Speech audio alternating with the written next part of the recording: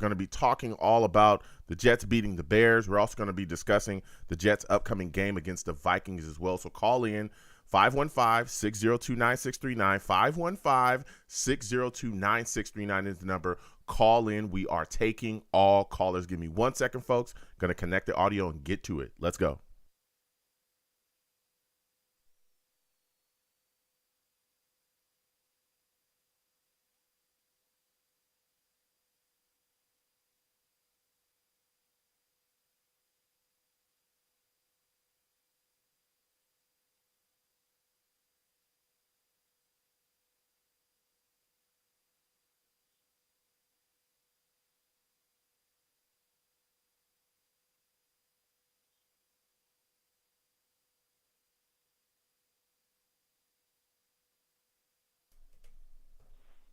Blog Talk Radio.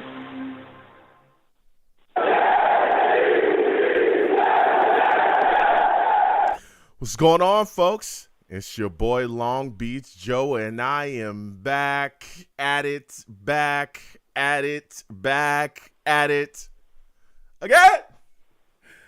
I'm back at it again, man.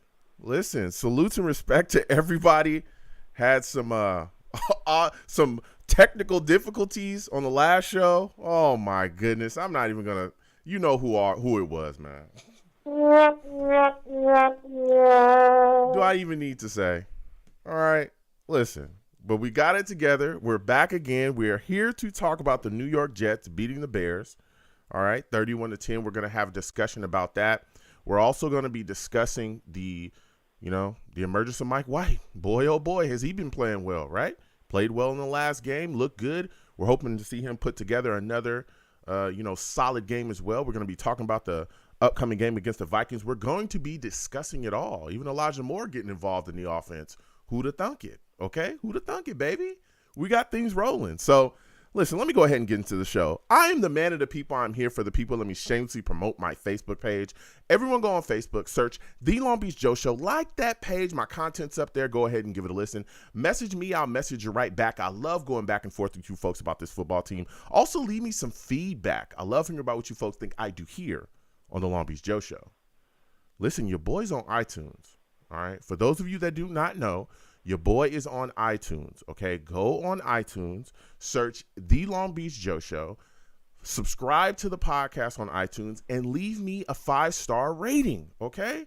Let your boy know what you think about what I'm doing here. And I want to thank everybody that does that. Leave me some feedback. Leave me some comments on there.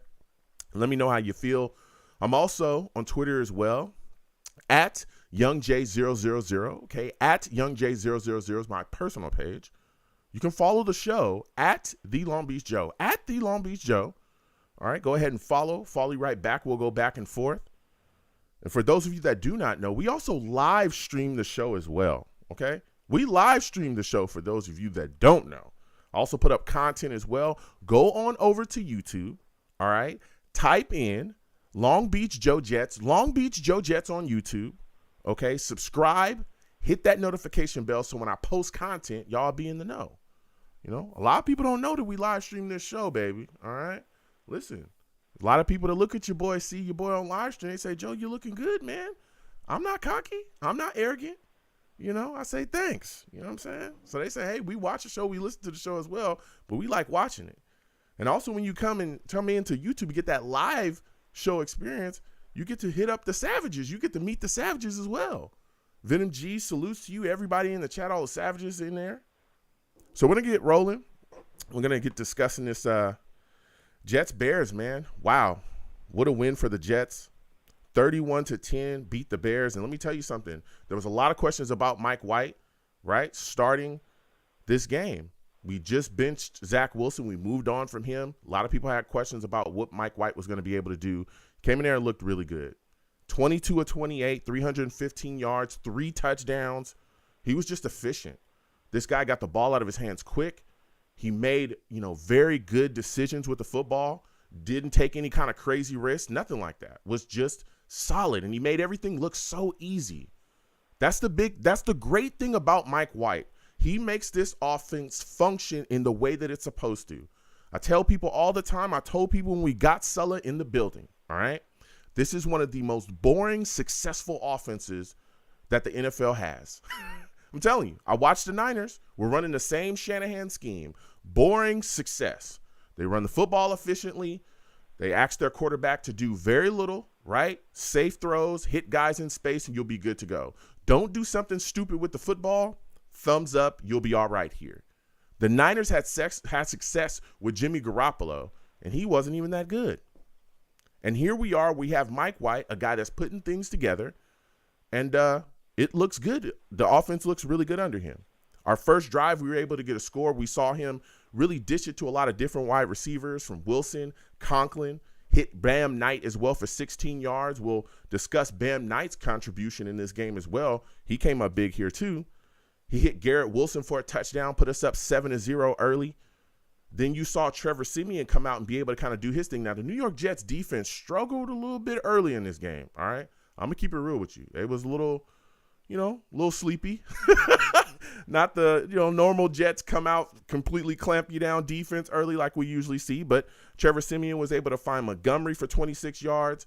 They were able to get a field goal out of that drive as well. So ended 7-3 on their first drive, on their first scoring drive. Then their next scoring drive, right after the Jets punted, you saw Trevor Siemian find Claypool for 31 yards. Claypool had 2 catches for 51 yards on the day. He also found Pringle for a TD as well. That put the Bears up 10-7. But then you saw Mike White be able to come back and rebound, right? Be able to continue to keep the Jets offense rolling. Mike White found Garrett Wilson for a 54-yard touchdown. Garrett Wilson had a big day, man, a big day against the Bears. 5 catches, 95 yards. So with that 54-yard TD, that put the Jets up 14-10.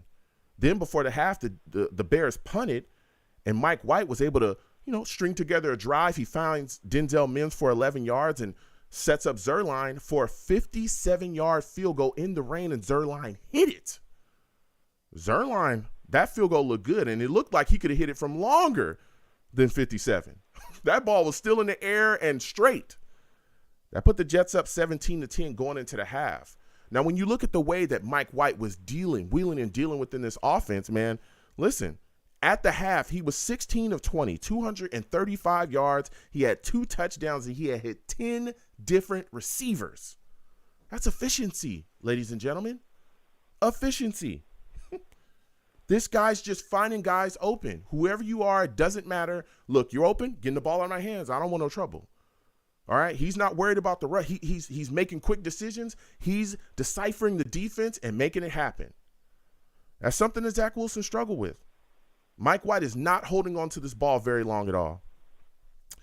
Then we get to the second half, and that's where the Jets really just rolled, man. The Jets defense made adjustments. We saw John Franklin Myers come out in the second half, get a sack. That really got things rolling early. Bam Knight and Ty Johnson, man, were just ripping off runs, 7, 8-yard runs back to back. Bam Knight had 14 carries for 69 yards in this game. You also saw, Mike White hit Elijah Moore for a 22-yard TD as well. Elijah Moore, 2 catches for 64 yards and a touchdown. Remember that guy? He was the guy that, wanted to get out of here because he wasn't part of the offense. Anybody remember him? He had a big day as well. He looked good. That put the Jets up 24-10. Ty Johnson also had a 32-yard touchdown run as well. Ty Johnson, 5 carries, 62 yards, 1 touchdown. Him and Bam Knight together looked phenomenal in this game. Now, keep in mind, Michael Carter dealing with an ankle injury, right? He was, doing his thing on the sidelines. He's dealing with the ankle injury, which we found out as well after the game as well. So things are looking kind of spotty for him. We'll see if he's going to be able to play in the upcoming game. Sulla actually sat James Robinson down. He was inactive for the game. Sulla came out after the game as well and talked about how he felt like they left a lot of meat on the bones as far as the running game. So he decided to go with Bam Knight and Ty Johnson for this game to see how they would work the situation as far as the ground game. And he calls the running back situation a day-to-day situation. Now, a lot of people looked at that and were like, man, what are they doing? I told people this as well. When you look at the San Francisco 49ers and the way they run that offense and how they run the running game, right? They have a bunch of Mariota backs that you don't even know. They run with a ton of guys. I remember, I think it was a season ago or 2 seasons ago, they had an undrafted rookie free agent lead them in rushing. They're always near the top of the league in running as well. They just put guys in there and have them run within the system, and it works. They got 3 to 4 guys that they just rotate constantly. They don't always have a feature guy, and it works there.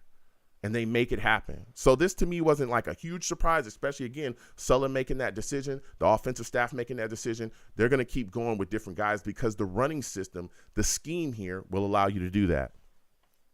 Then, again, we saw the Jets defense really clamp down as well. After that Johnson 32-yard touchdown, we did miss the 53-yard field goal, but Mosley got a big interception to really put things away. And the Jets took it 31-10. We looked really good in that game, especially coming out in that second half, making the adjustments. The offense was alive, ladies and gentlemen. It's alive. And Mike White is at the helm. Now, I know there was a lot of questions, and we'll get to the lines in just a second. Believe me, I want to have this conversation with you folks. And, again, apologize for the technical difficulties, okay? Y'all know where it came from. I ain't got to keep, saying nothing, all right? But we'll come to you guys in just a second. Now, after the game, Sulla was questioned about Mike White and what he was going to do going forward. Had Mike White won the quarterback position? Did he win it? And he didn't speak on it. He kind of danced around it, declined to talk about it, but he did say this. The quarterback position is day to day. He doesn't want to get into hypotheticals. He's not going to play that game. I'll tell you like this. I understand that Coach Sulla is the head coach of the New York Jets. I understand that he has to keep his nose clean, has to say everything, right? Say everything right. The New York media will overplay things. We all understand that. But let me tell you something. And I'm a Zach Wilson guy. Everyone knows that. I love him. I think he can be the future guy. He's made mistakes. He hasn't played well. I'll be the first to tell you I hold him accountable. But if Mike White continues to play like this, if Mike White continues to go out there and be efficient, if Mike White continues to have the offense rolling and have guys like Elijah Moore, Garrett Wilson, all these other guys as well, these young guys we got here that we want to see what they have, if he continues to go out there and these guys continue to shine like this, it is going to be extremely hard to sit this guy down. And I know that they've come out and said that they want to put Zach Wilson on the field at some point this year. They want to see what he's got. They call this a reset. But if Mike White keep playing like this, it's going to be a reset, all right? Because they're going to reset your ass straight to that bench, okay, baby? I ain't going to reset you to that bench. I'm going to keep it real, all right? It's going to be tough for them to go away from Mike White if he continues to play like this. So we're going to discuss that. We're also going to be discussing the upcoming game against the Vikings as well. That team's 9-2. They're phenomenal. We're going to be discussing that too. And also there's some rumors swirling, okay, about a senator, Joe Adebu. I believe that's his name. He wants the Jets, he wants the Jets to come back to New York. He's talking about wanting to see a stadium built in Woodlands Point, Queens, that seats 70 to 80,000. Now, I'm a West Coast guy. I don't know much about, New York and the Queens area. I got a little family around there, But let me know. For those of you that live around that area or, living in that East Coast, I want to talk to you folks as well tonight. How do you folks feel about that? If the Jets do end up in Queens, now again, this is just starting to talk heat. This is just starting to swirl up. If the Jets do end up with a stadium in Queens, would you be interested in continuing to go consistently to Jets games for that? I know a lot of people that want to get away from MetLife. I know that. Me, myself, I go to MetLife. Y'all know at least once a year I try to. Boy, that New Jersey Transit is terrible. Can you fix the train system for the love of goodness? All right. Also, again, the New York Jets dealing with injuries. Michael Carter, low ankle sprain. There's a lot of talk about him being unlikely to play against the Vikings. Also, Odebushi as well, dealing with a groin injury. Ashton Davis has a hamstring injury. So those two guys are questionable. The Jets also signed Jonathan Ward to the practice squad, dealing with the situation with Michael Carter. And Sheldon Rankins is back at practice. Light practice, though. So we'll see exactly when he's going to be able to get out there on the field with the New York Jets full time. So we'll see. But again, light practice for Sheldon Rankins. Good to see him on the field. He did talk about how he was going to come back earlier from the injury than a lot of people thought. So we're going to be discussing, listen, 515-602-9639, 515-602-9639 is the number. Call in. We live, baby. We live. All right. Wherever you're watching me from, please give the stream a thumbs up. Also share the stream with your friends and your family. Okay. Subscribe if you have not subscribed. I don't know why you haven't subscribed yet. Please subscribe. Hit that notification bell so when I post content, you folks will be in the know. If you want to give to the stream, the super chat's there. All right. The Cash App is also at the bottom of the stream as well for anyone that wants to give. Anything you give to the platform is greatly appreciated. So we're going to get to these lines again. 515-602-9639. 515-602-9639 is the number. Call in. We'll get to all the callers. Be patient. We're going to come to everybody. First, we're going to come to my guy, Jason. Jason, I'm coming to you first. Salutes to you, Jason. I want to thank you for calling in tonight, man. I'm glad to be able to speak with you. I apologize about the technical difficulties. Salutes Venom G's, he knows. So, Jason, give me your thoughts on this Jets win, 38-10 over the Bears. How are you feeling about Mike White's performance? Well, first thing I want to say is I can actually hear you this time. Yay for that. And salutes. Salutes, man. Salutes. Thank you again for calling in. Dude, Zach Wilson must have done something to try to stop us from talking, man, because I guarantee you, man, he was not happy seeing Michael White lighting it up against the Chicago Bears, man. Not only that, though, Mike White, dude, he showed development, man. People were saying, nagging on him, saying, oh, he was just a check down person, blah, blah, blah. Mike White just showed he made some throws that wasn't check down, and he made some throws that made you go, oh, my goodness. It's amazing. Yeah. I'm happy, dude. I'm excited, dude. I can't wait. Oh, sorry. Go ahead. Yeah, he looked phenomenal. Now, my question for you, Jason, is if Mike White continues to have this type of success offensively, do you think we'll be able to put Zach Wilson on the field at any point? I mean, if Mike White continues to come out and have the offense looking solid, getting the ball out of his hands quickly, young guys again lighten up like Garrett Wilson, Elijah Moore, in your mind, doesn't that just absolutely kind of take away the idea of putting Zach Wilson back out on his field as the New York Jets starting quarterback?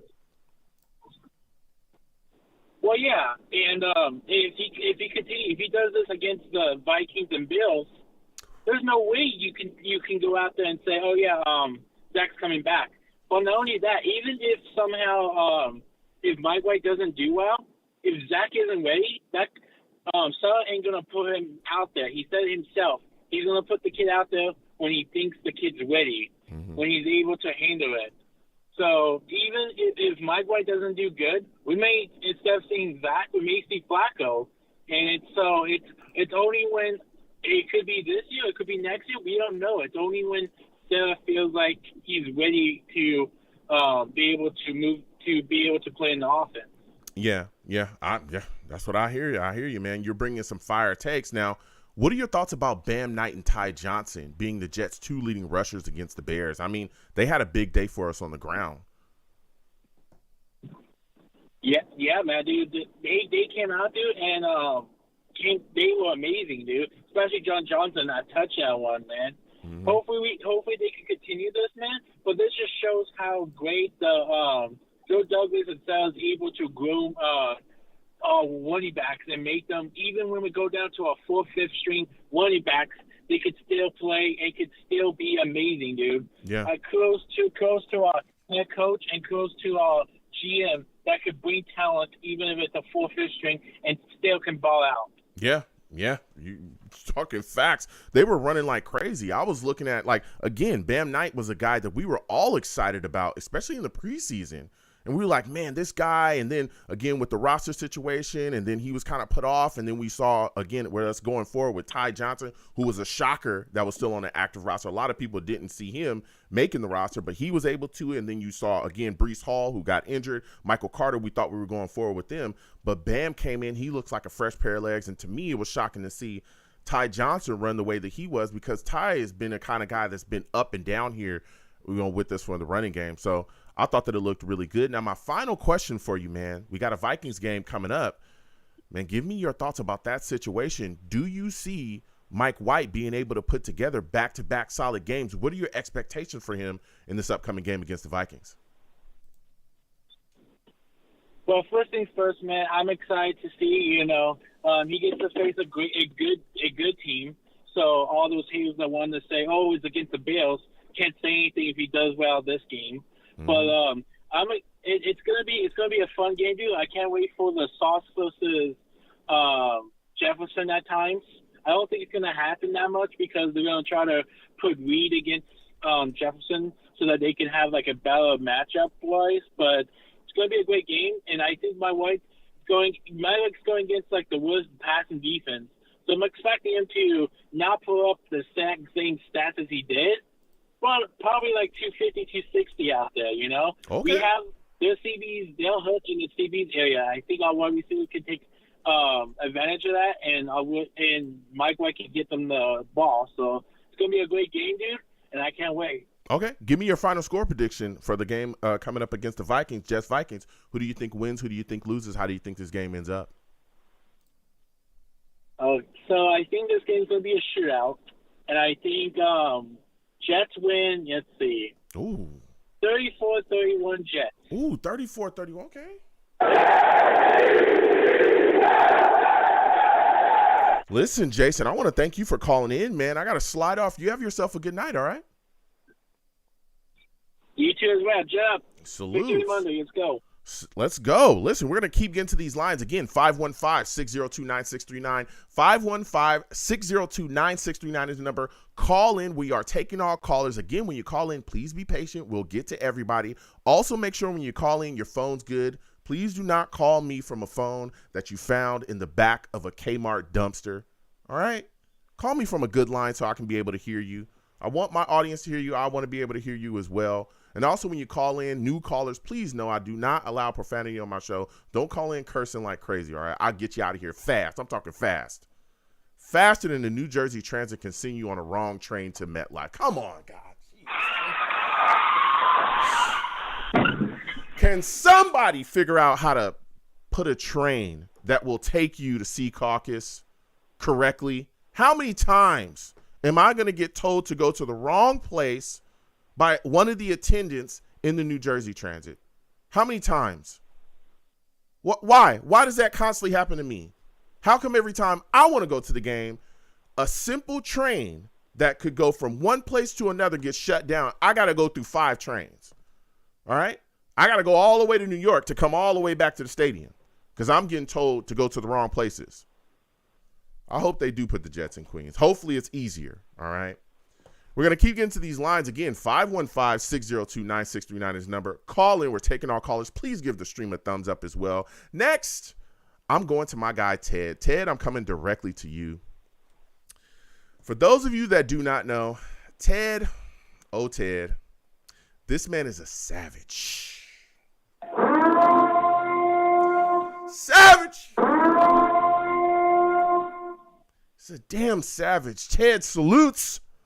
It's good to speak with you this evening. What's up, man? Listen, Bears, Jets, 31-10, Mike White coming out, absolutely dialing things up. How do you feel about that performance, man? Spoke about it in your earlier show, Joe. Good evening. Glad your technical issues are behind you.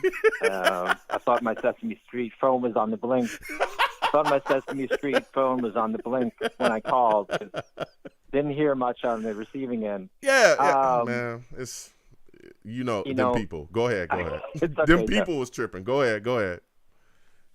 Oh my God. So Joe, just based on Mike White's just short career, and you could just see, and based on last year's Cincinnati game, he was ready to play. Mm-hmm.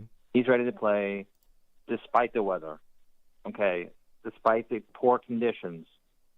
The guy had a tremendous game and did what he had to do. And the team played with confidence. You could see the energy that the other players play with him. And even the defense. I did see, and you want to talk about defense, giving the defense a breather.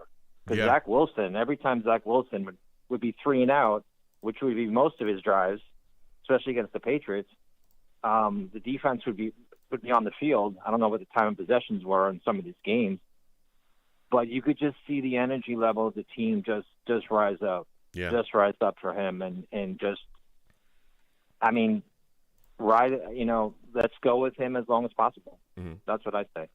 Now, I hear you. I hear you there, Ted, and I understand. Listen, Mike White played well. Things look good. We saw him really show command of the offense. But I want to play devil's advocate for a second with you, right? What do you say to people that believe, listen, Zach Wilson was the guy we took second overall. Young guy. He's the future. He must see the field again simply because we took him that high. That is too much of an investment to have sitting on the bench.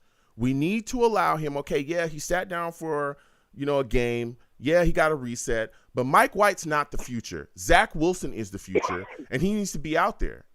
What do you say to that? What do you say to people that believe that?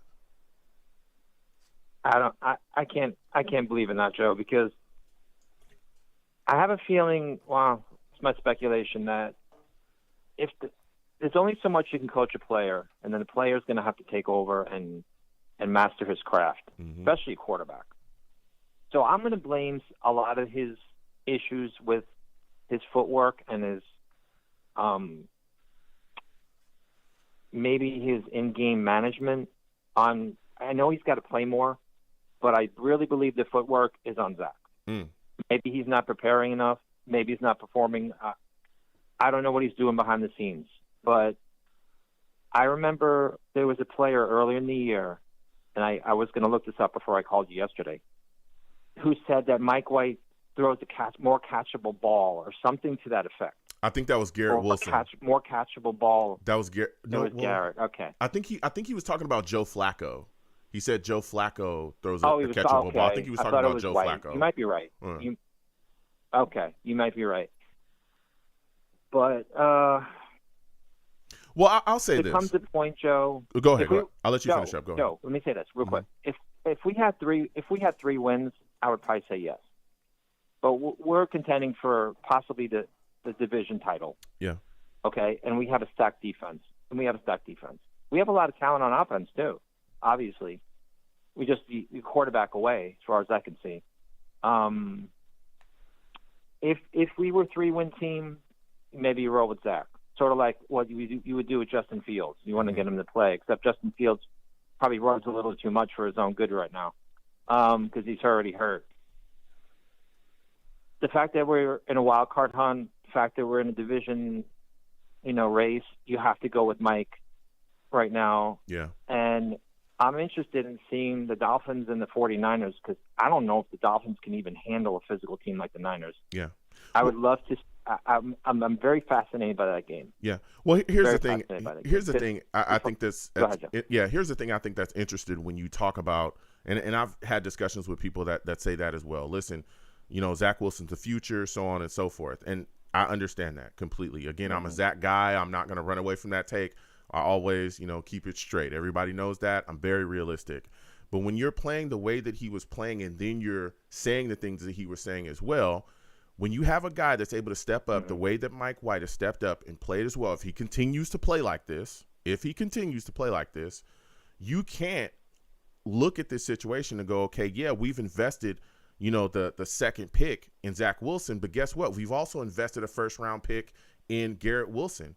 We've also invested a second-round pick, a high second-round pick in Elijah Moore. We've also invested a ton of money in the offensive line with Laken Tomlinson. We also invested in the tight end position with C.J. Uzama and Conklin. We also invested a first-rounder in Jermaine Johnson, and we invested a ton of money with Carl Lawson and so on and so forth. Whitehead, we've brought all these guys. Sauce is a high first-round pick as well.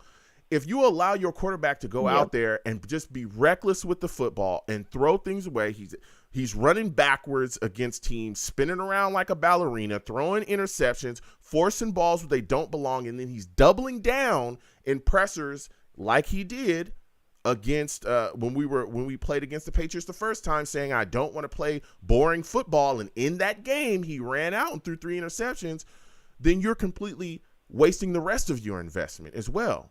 What about the other players? What about the other guys that are going out there busting their behinds week in and week out? Elijah Moore has not been a factor in the offense pretty much all damn season. Implement Mike White, you see a touchdown. You see him have, what do you have? 2 catches for 64 yards and a touchdown in this game. Looked phenomenal. He had a 42-yard catch that was unbelievable because a guy is getting the ball out of his hands. You not only are you throwing your investment away, right? But you're also wasting a chance to really push and go forward because I keep it real. I don't want to get too far ahead, but this looks like a Super Bowl defense. This to me looks like the best defense in the league. I'm not lying. We look like the best defense in the league, and we're built and we look and we play a lot like the 2009 team that went to the AFC Championships. We don't have time to waste that. This is year 2, and I'm all about growing and maturing. I get that. But when you're playing like that and then you're doubling down and then you got a guy that's willing to step in and play better, it's the NFL. You got to pick it up. This is a league about competition. We talk about constantly competition at every position. You play like that, you lose your spot. I don't give a damn if you got picked high in the 1st or in the 5th. You got beat out. So we'll see if they implement Zach Wilson back out on the field at some point. But if Mike White continues to play like this, it's going to be tough to pull him. And I'm playing devil's advocate here, but it's going to be tough. I understand wanting to see Wilson back out on that field, but I'm telling you, Mike White he's putting things together, and we'll see. Now, that leads me to my next question for you, Ted, because we got an upcoming game here against these Vikings, man. And I look at this Vikings pass rush. It's serious business. Give me your thoughts on us facing Zardarius Smith, Hunter, man, with our offensive line. Are you confident they will be able to properly protect Mike White? Joe, what you said before earlier about the reason why Mike White is starting was perfect. All the reasons you stated previously. You couldn't have said it more perfectly myself. I'm not afraid of Minnesota's defense. Look what Mac Jones just did. Mac Jones just lit him up. And Mac Jones is a below-average quarterback with below-average receivers. And they just lit them up. I don't have any issue. I mean, I agree with the previous caller. It's going to be a shootout. I don't think we can hold them down the whole game. We're going to have to come out and be aggressive.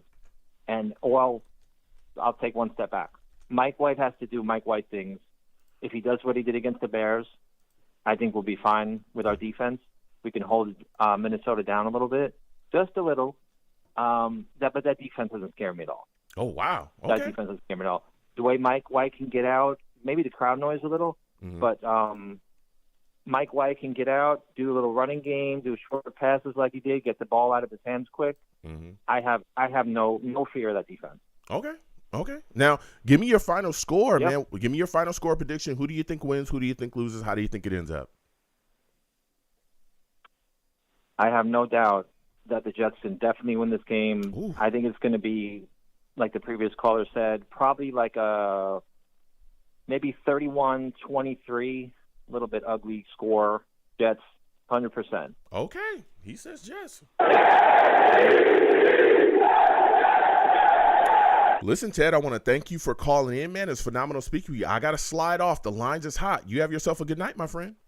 All right, Joe. All right. You have a good one. You too, Joe. Absolutely. Have a good one, Joe.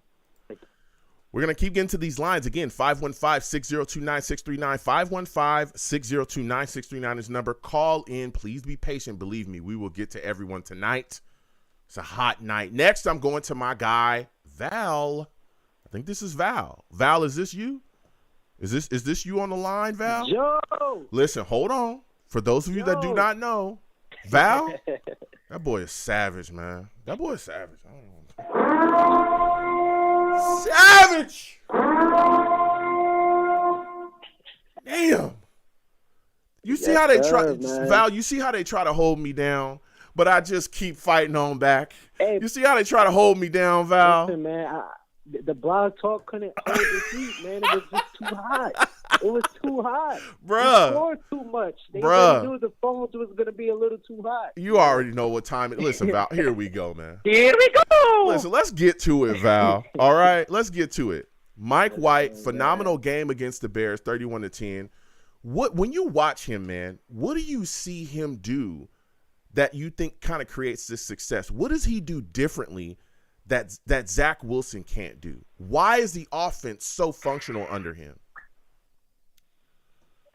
Man, he can make easy throws. That's number one. Number two, he actually looks around the field. He doesn't just aim at he doesn't just look at one person in particular, one wide receiver. He actually scans the field and sees exactly who's open, and he actually, has a little bit more accuracy to throw that ball in between windows, as you've seen. So he just really showed experience out there. So that's exactly what we needed. That's what I seen. Yeah. I mean, he like you said, he's getting the ball out of his hands quickly. He's putting things together. He's handling business, man. He's making quick decisions. Now, when you look at some of the throws he was able to make, like some of the guys that, to me, that really turned things up was Garrett Wilson, man. What were your thoughts about his performance? 5 catches, 95 yards. I think he had 2 touchdowns on the day. How did you feel about that guy stepping up and playing as well as he did? Listen, man. Listen, we got to get the guy the ball, and I'm glad we got the quarterback, like I said. Man, well, we're going to get to that, but we had to get him the ball, and we seen the talent. He got drafted at the same spot that he was supposed to be drafted at because this kid has talent. I'm just amazed that the rookies is out here looking like superstars so far. Yeah. And this is just very important to show you. Thank you to Jamal Adams of, helping us get these picks and stuff like that because, man, we are getting some glorious wins now. The cloud is going away and the light is starting to shine. Yeah. I mean, guys. So, yeah, we definitely, Yeah. I mean, listen, these guys are stepping up and playing well. Garrett Wilson has just been phenomenal, pretty much all season. Like, we've seen him really step up, but man, that game yesterday when he was just breaking out and handling his business, we even saw Elijah Moore become a part of the offense once again, right? 2 catches, 64 yards, and a touchdown. Oh, like, man. Whoa, bruh. Like, whoa. The whole stadium was just happy to see Elijah Moore get the ball and score a touchdown. Everybody felt how he felt, So it's just like, we was all on him for, demanding a trade. But he was the person that really started that talk about the quarterback position because it was kind of ridiculous. This guy has a lot of talent, and he hasn't got the ball. So it's just like, man, he's been putting in a lot of work in the offseason to get ready for the season, and you're not getting the ball. So it's just like, it's very frustrating, especially with a guy with that talent. And you've seen this past Sunday, once you get him the ball, he can even run for more yards. Yeah. So, it's just like I'm happy. I'm very happy of how everything is going. And I'm really happy that everybody's echoing, it's not just me that was saying it, but it's just like, we needed that change and we needed that spark, and we're finally getting that spark. And yes, it was against the Bears, but, hey, we would have probably been in the dogfight with the other quarterback. We would have probably been going back and forth. So, we would probably been putting the ball a whole bunch of times, but we actually scored on the first drive. That's what I've been always echoing. We needed to score in the first quarter. We have to be aggressive. So, and we're seeing that.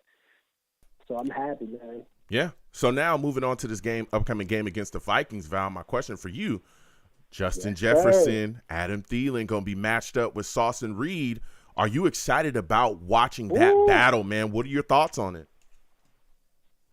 Man, that is prime time TV. We got the arguably number 1 cornerback, rookie, superstar in the making, hopefully, if everything plans out against arguably the best wide receiver in the league.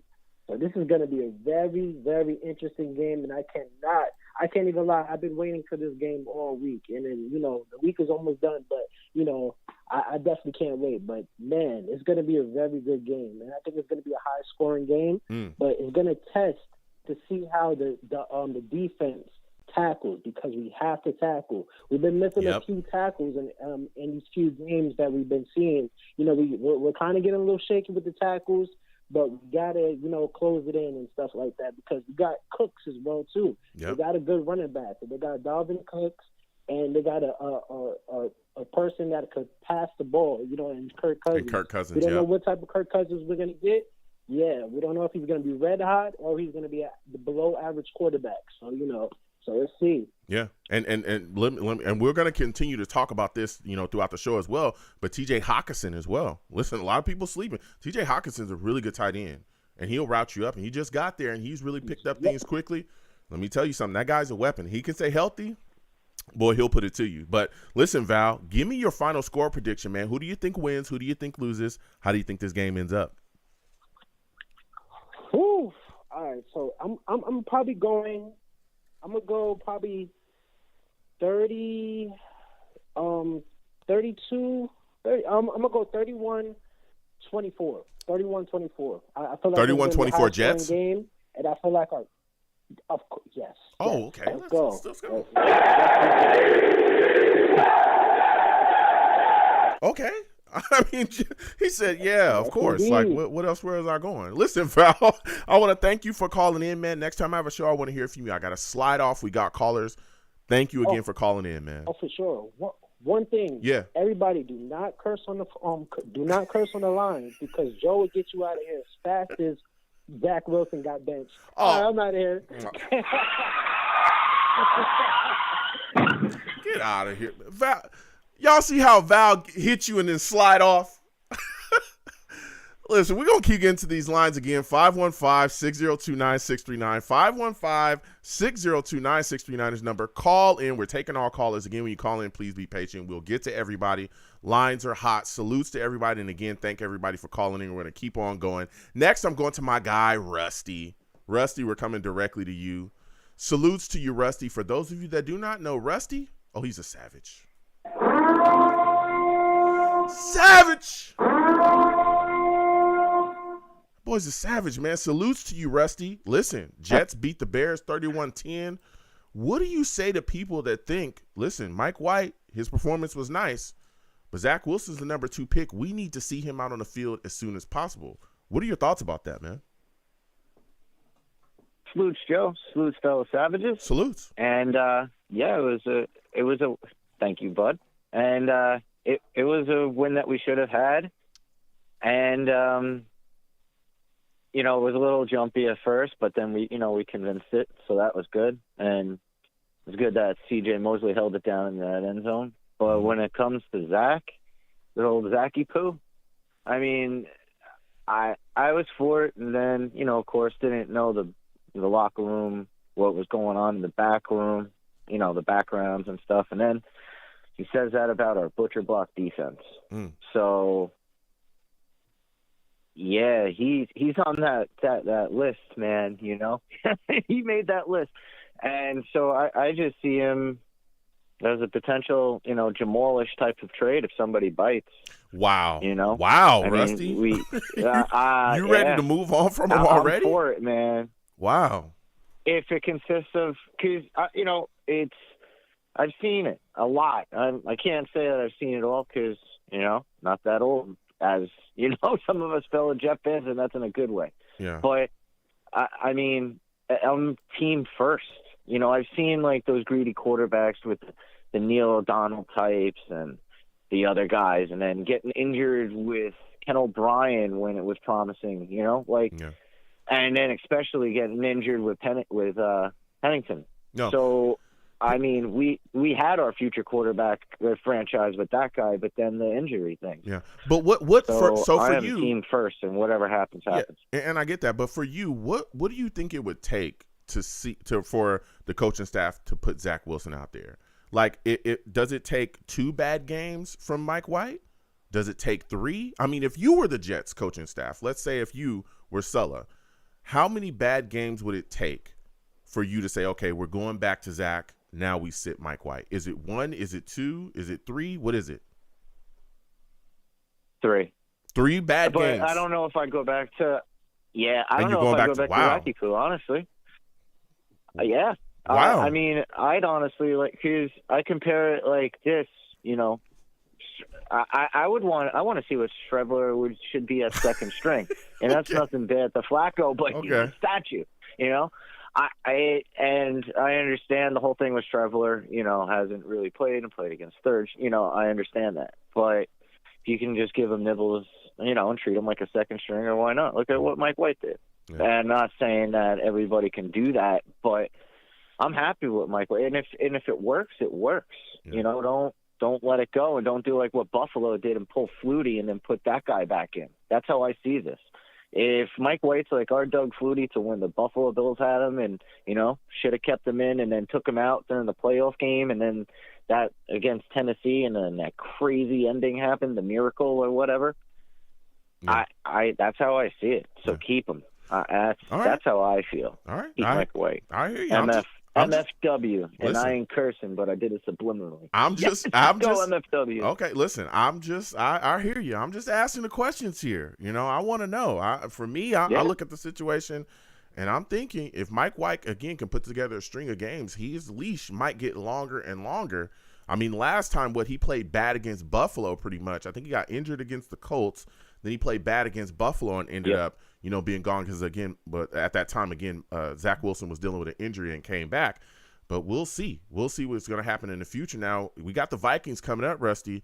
You look at this situation. What are your expectations of Mike White against this Vikings defense? They got pass rushers. They got guys to get after. I know that they're, you look at them statistically, they're not the best against the pass. I think they're ranked like 32nd against the pass. As far as their defense, they're ranked, I think like 14th against the run or something like that. Now, what are your expectations of him number-wise? Are you expecting 250, 2 touchdowns, or what are you expecting out of him against the Vikings? I just hope he gets what that defense gives us, because I ain't sleeping on them. They're not no slouch defense either. Mm-hmm. They're bad in certain things, but they make me nervous. It's not like I don't know. It's not no cakewalk with them. Yeah. And they got some dudes, man. Yeah. And they got confidence. So if you got those guys and confidence, they're 9-2, and it's not by mistake. Now, mind you, they got blown out by the Cowboys and by Philly, and I hope we can repeat that. But I ain't sleeping on them. You can't. Yeah. And I just hope that we can weather those tsunamis. That's really what it is. I hope that, White can weather the tsunamis, take what it gives them, because eventually a big play is going to open up. Mm-hmm. If you can do that, the defense is going to get frustrated, and it's like, all right, go attack, 20 yards plus. And in college, he's in the College Hall of Fame too. He's got the highest completion percentage all time in college football history, with yards, 20 plus yards completion percenenge. So, there's something there, So he's listen, and it could be something. Yeah, I hope for the best. Yeah, we'll see what happens. Now, my final question for you, Rusty: give me your final score prediction. Who do you think wins? Who do you think loses? How do you think this game ends up between the Jets and the Vikings? I don't know. I mean, I can see it flip-flopping either way if it's tight. I mean, I honestly don't know. It's and I could see it taking Rusty. advantage. Hopefully, give us a score prediction. Just give me the car crash. It's like Buffalo. You gonna duck it? Man. I'm not good at these things. He's gonna duck. Oh my, Rusty! Oh my goodness, Rusty ducked the score position. Ducking in traffic. He ducked the score predict. Give it to him again. Oh! Hey man, I have a little confidence. Oh my goodness! I think we're gonna win, but I'm not giving no score. You're not giving us a score. All right. Well, listen, Rusty. I'm like that. It's been phenomenal speaking with you. I'm surprised you. And I hope we come back to Queens. So. Oh yeah, you're a guy. You're a guy there. What are your thoughts about that? Before I let you go, really quickly, what are your thoughts about Senator Joe Adebu? I think his name is talking about possibly trying to get the Jets to Willets Point, Queens. What are your thoughts about that? Really quickly. Hey, I love it. I hope every Jets fan wants that too, because the last time we went to a Super Bowl, we were representing Queens. So all right. That's what happened. And we're the only New York team in New York State to ever win a Super Bowl. Giants only did it when they moved to Jersey. Okay. So we have that. And Buffalo is up 0-4. All right. Well, listen, Rusty, salutes. I want to thank you for calling in. I got to slide off. You have yourself a good one, all right?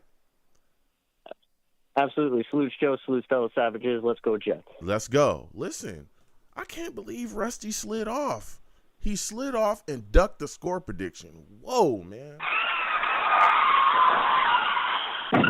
Oh, we're going to keep getting to these lines again. 515-602-9639. 515-602-9639 is the number. Call in. We're taking all callers. Again, when you call in, please be patient. We'll get to everybody. Lines are hot. Next, I'm going to my guy, Venom. Venom, we're coming to you. Chris, Brick, BK, Steve, we'll come to you in a second. Other callers, hold on. We'll get to everybody. Listen, salutes to my guy, Venom. For those of you that don't know, Venom, he's a savage. Savage. That boy Savage. Venom. What's up, Joe? What's up, man? Listen, Venom. Yeah. We talking that talk tonight. Listen, we talking that talk tonight. We got Mike White performing well against the Bears, 22 of 28, 315, 3 TDs. I mean, what are your thoughts about this, man? When you look at this situation, the way that Mike White's playing, how many games do you think that he has before? If he has some bad games, how many bad games do you think he can have before they pull the chain on him and possibly put Zach Wilson back in? This guy's playing phenomenal. I mean, as he continues to play, doesn't the leash get longer? Yeah, but the better he plays, the leash does get longer.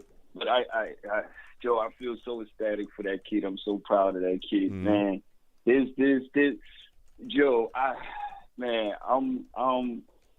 with Rusty, man. How could you go back to Zach, where he hasn't showed the ounce of what Mike White has showed his whole entire career over 20 games? Mike White only showed 2.5 games. So I can't see going back. I'm looking for my eye test, Joe. I know the last call after we had that brutal loss to New England, I told you not the offense. It's the person running the offense. Yeah. Mike White, and look how smooth that was, bro. That is different. Mike White is different. His processing speed is so quick. Zach he's holding on, but Mike White, he's a good quarterback, and I'm just for all the quarterbacks that work for it. I don't want you to get anything. Don't give me nothing. Let me work for it.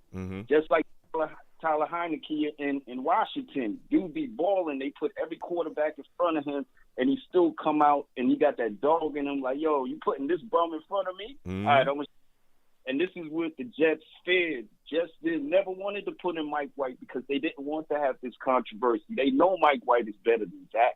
They were like, oh, let's put in Flacco, because they didn't want to have this kind of fan base hounding them like, yo, get Zach out of here, because that's what it's going to lead to.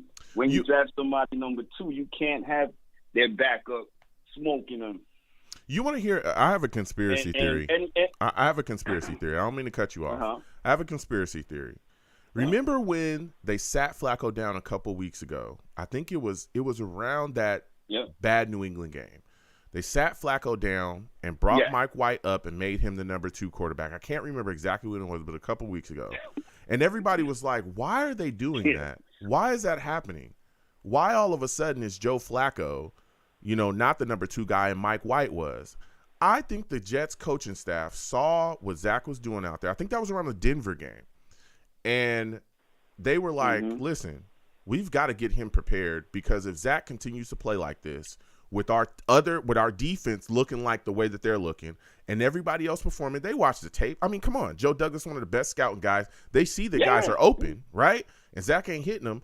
I think that they were starting to prepare. If Zach continues to play like this, we're going to make the move right then.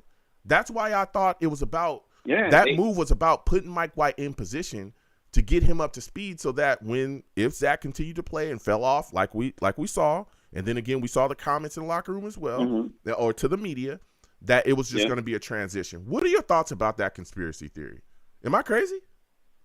I think no, you're not, because Joe, if you watch the tape, you see that there's people downfield open and this dude can't hit them, and you don't see them. So they must have looked at the tape, and it's not Elijah Moore, it's not Garrett Wilson. They looking at the quarterback and they know he not it. They're like, yo, you not him. Stop acting like you Aaron Rodgers.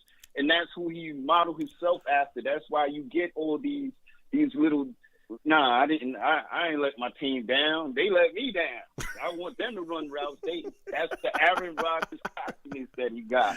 So he like how Aaron Rodgers call out his wide receivers. Zach think he's that, and you not that. You ain't even close to that. I look at this dude, and I'll prefer Sam Darnold over this dude. If we gave Sam Darnold this opportunity, he would look 10 times better than this kid. Man, and I don't know what they see in Zach, but here Venom G's go. This kid. Here Venom G's getting it started again with Sam. He's trying to tug at my heartstrings. Don't even get it started, Venom. I'm just saying. Don't even get that started. I like. And Joe, you always talk about it. It's serviceable quarterback. Mm-hmm. And if this guy is so weak in his mentals where they sit you, look what they did to Tua in Miami, and dude coming out and he's rocking right now. Mm-hmm. And Zach can't come with the little. We don't know if we ready. We don't. You're not ready. You're not progressing. If somebody's challenging you like that and you fold under the pressure, boy, get out of here, man. We don't need you, especially in New York. Yeah. And now, Tua did it. Yeah. Alex Smith did it when he had Mahomes behind him. Everybody goes through it. Aaron Rodgers sat on the bench 4 years with Brett Favre, or 3 years with Brett Favre, and he came through.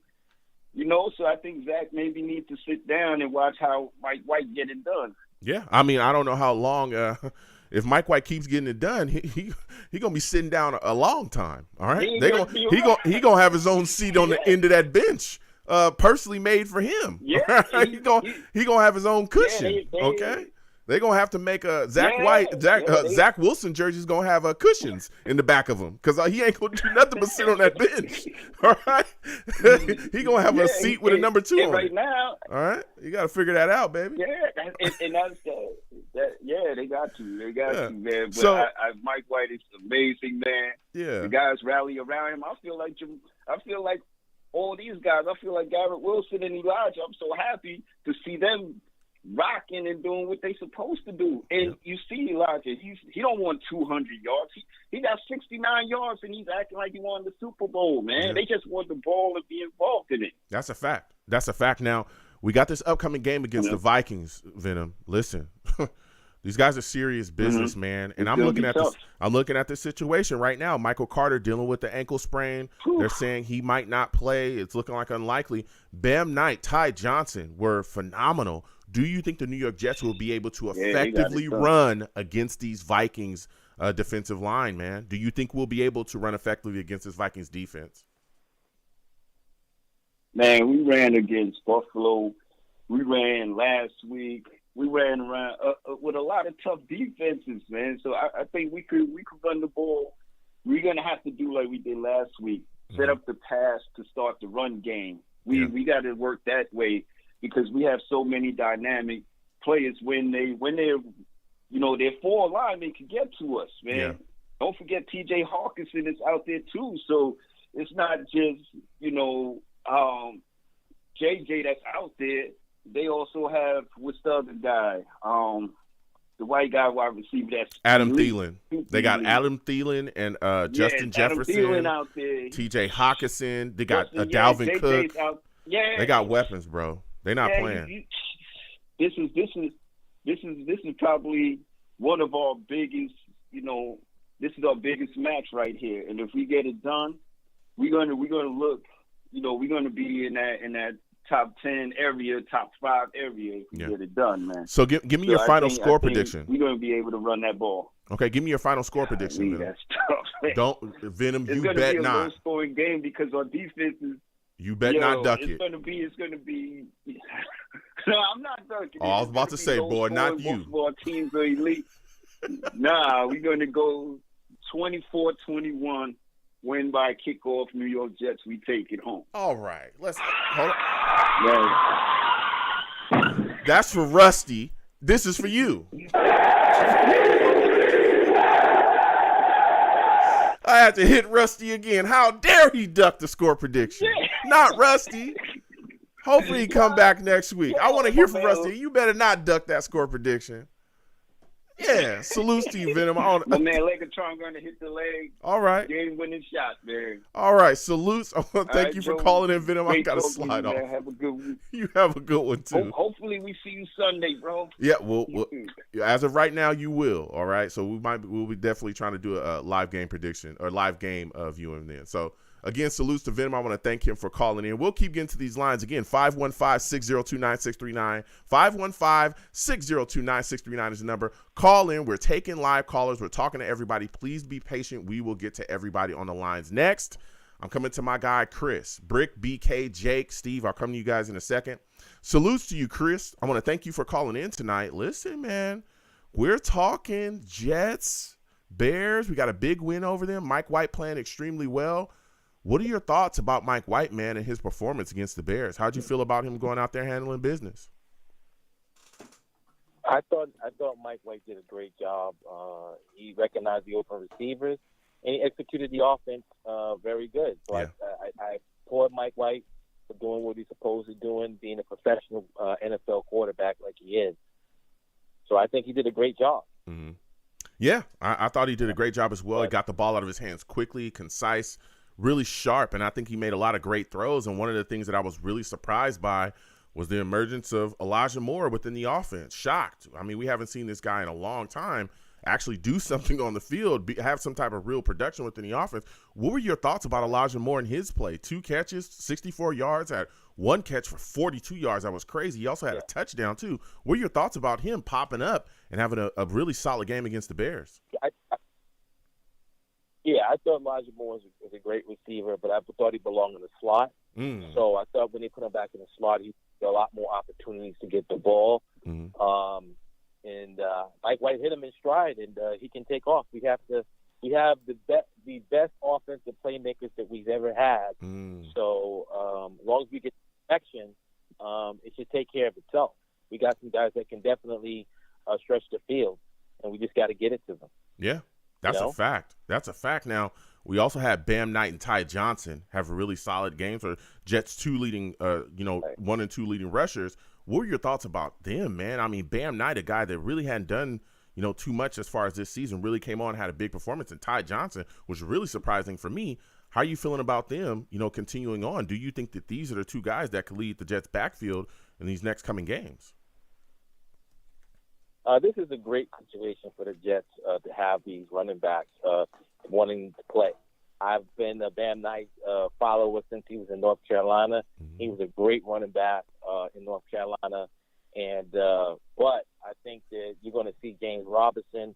If you didn't see, Rich Cimini interviewed him, and he said he was pissed off about not having the opportunity to play. Yep. I think James Robinson is going to be a factor in this game coming up. I think he's going to do a lot of damage in this game. Yeah, I think he could as well. Again, I think a big thing is having the New York Jets run effectively, especially against the Vikings. And that leads me to my next question with you, man. When you look at the situation coming up against the Vikings, what are your expectations of Mike White? I think a big part of it is us running effectively. I think that's going to help him, but I think we need to protect him properly. But I think the Vikings, they got a pass rush. I know people are looking at the stats, but they got guys that can rush the passer. Za'Darius Smith. They got Hunter as well who can get after it. And I think that they're going to try to kind of clog up the short intermediate throws and have Mike White try to beat them deep. Do you think he'll be able to do that? I think you can expect a Mike White of what you see against the Indianapolis Colts. When you saw Mike White played against that team, and I think that Indianapolis had a better team than the Minnesota Vikings, I think Mike White's going to be able to handle it. Again, he's a professional quarterback. I think he knows what the reads. He goes through his reads. I think he's prepared for it. So I think that you're going to see the same Mike White you saw in Indianapolis before the injury, and I think he's going to do very well. Yeah, I think you will. Now, my final question for you, Sauce Reed versus Justin Jefferson and Adam Thielen. Are you excited about that matchup when we play the Vikings? Well, these guys, Justin, I guess, they've played in Seattle, and one of our safeties have played in Tampa Bay. So I'm pretty sure they're used to these guys and their schooling Sauce on what this guy does well and what he does. So I think it's going to be an interesting matchup on what he has. But DJ Reed, And what's our safety name again? I forget the safety. I forgot. LaMarcus Joyner? Strong safety. Oh, Whitehead? No. Whitehead. Yeah. So they played against the Vikings for years in the NFC. Mm-hmm. So they haven't changed the receivers. So I'm pretty much sure that they're going to give him some tips because I guess, DJ Reed has played against them. Mm-hmm. So, I mean, he's going to have a tough time. Against Sauce. I mean, Sauce is one of the best I've ever seen. Yeah. And, I don't expect a big day from the best receiver in the league. I think he's going to have some problems with Sauce Gardner and DJ Reed. Yeah, I expect it as well. This is going to be a battle, man. And again, Sauce is talking.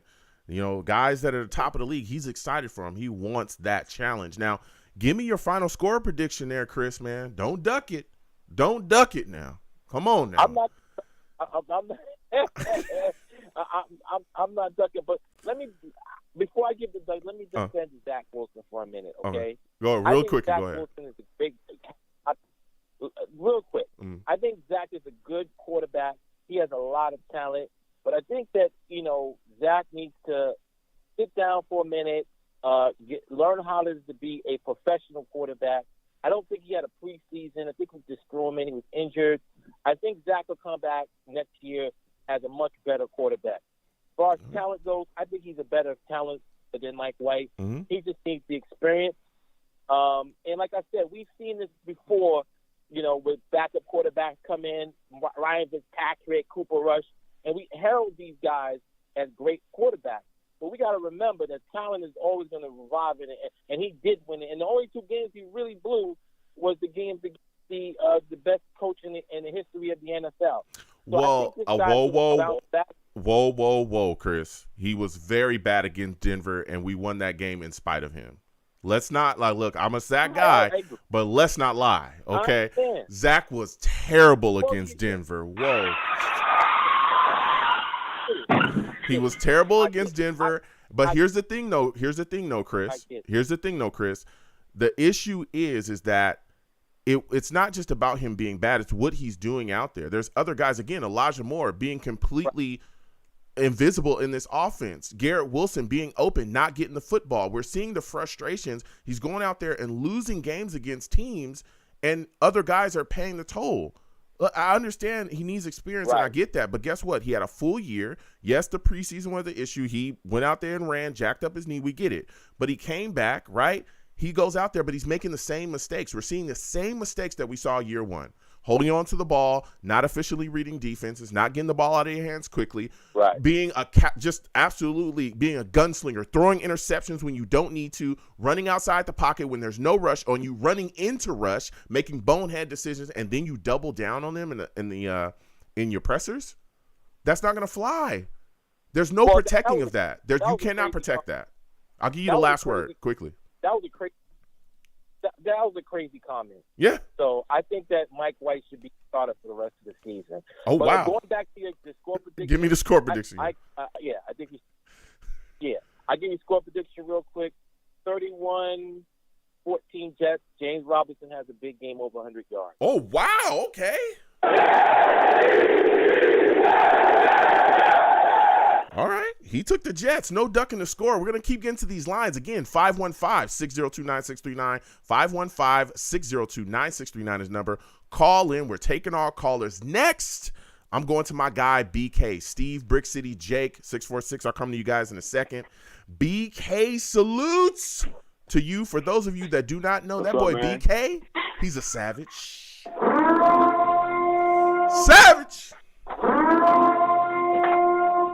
BK, listen, man, we are talking Jets tonight. Mike White looking phenomenal. What are your expectations for him against these Vikings, man? I expect him to kind of, play the same. Play the same. Play poised, play collected, play within the system, and play behind a good running game. Okay. Now, when you look at the Jets running game, Bam Knight, Ty Johnson, are you expecting the same production from them that you saw in the last game? I mean, it's looking like Michael Carter is unlikely to play with that ankle sprain that he has. What are your expectations of them going forward? I mean, Bam Knight was surprising, man. Yeah, Bam Knight, I've been watching him since college.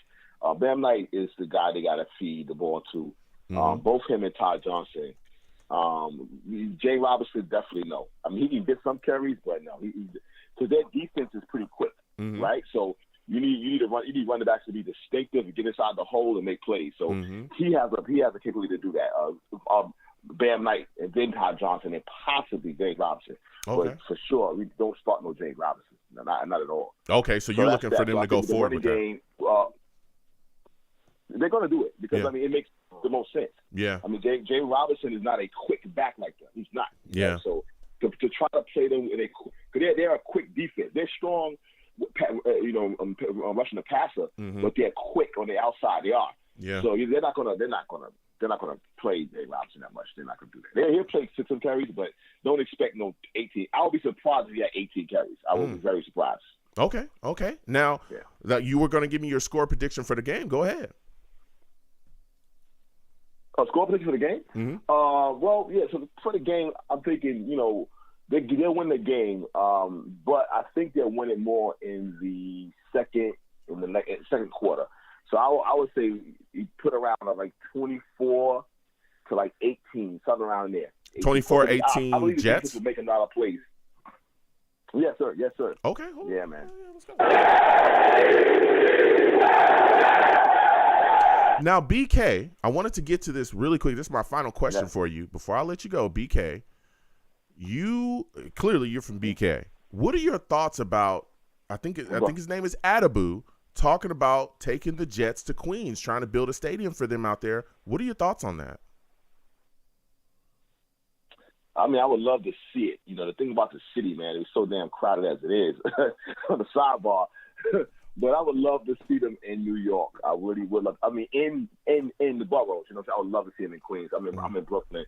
That would be something. I mean, that would definitely be. New Yorkers would probably over time will take the fan base of the Giants. I mean, they'd be the Jets fans. So I hopefully we'll see that, man. I would love to see it. Okay. Listen, BK, I got to slide off. The lines is hot. I want to thank you for calling in. Next time I have a show, I want to hear from you, all right? Yes, sir. All right, you have a good one. Listen, we're going to keep getting to these lines. Again, 515-602-9639. 515-602-9639 is the number. Call in. We're taking all callers next. Oh, we slide off. Jake, if you're still out there, call back in. I think we just lost you. I want to hear from you as well. We're going to keep getting to these lines. Next, I'm going to my guy, Steve. Steve, I'm coming to you. Brick City, Colin. Hopefully, Jake calls back in. We'll get to you in 1 second. Salute, Steve. I want to thank you for calling in tonight. Listen, Steve, big game for Mike White. 31-10 Bears, or 31-10 Jets beat the Bears. How are you feeling about this W, man? What are your thoughts about Mike White, and what are your thoughts about him going forward as a Jets starting quarterback? Do you think it happens, man? Do you think he'll be able to continue to put together games like this and possibly be the Jets starting quarterback for the rest of the season? Hey, Joe. Well, first of all, I just want to say that I know you had technical difficulties last night. I just wanted to let you know I do you from last night, man. I mean, listen, unfortunately, sometimes those things happen. Yeah. Listen, it's not your fault or anything. Sometimes those things happen. But, going back now to this game that we just had against the Bears, this was definitely a game that we needed so bad, after from that disheartening game in New England the previous week prior. This was a big win for the Jets. And the thing was about this game which was so big, was that, when you looked at the way of how Mike White ran this offense, he got the ball out quicker in his hands. He was using every player on the offense, from Uzama to Conklin, Corey Davis, to Denzel Mims, Michael Carter, Garrett Wilson, Braxton Berrios. He was using every player on that offense.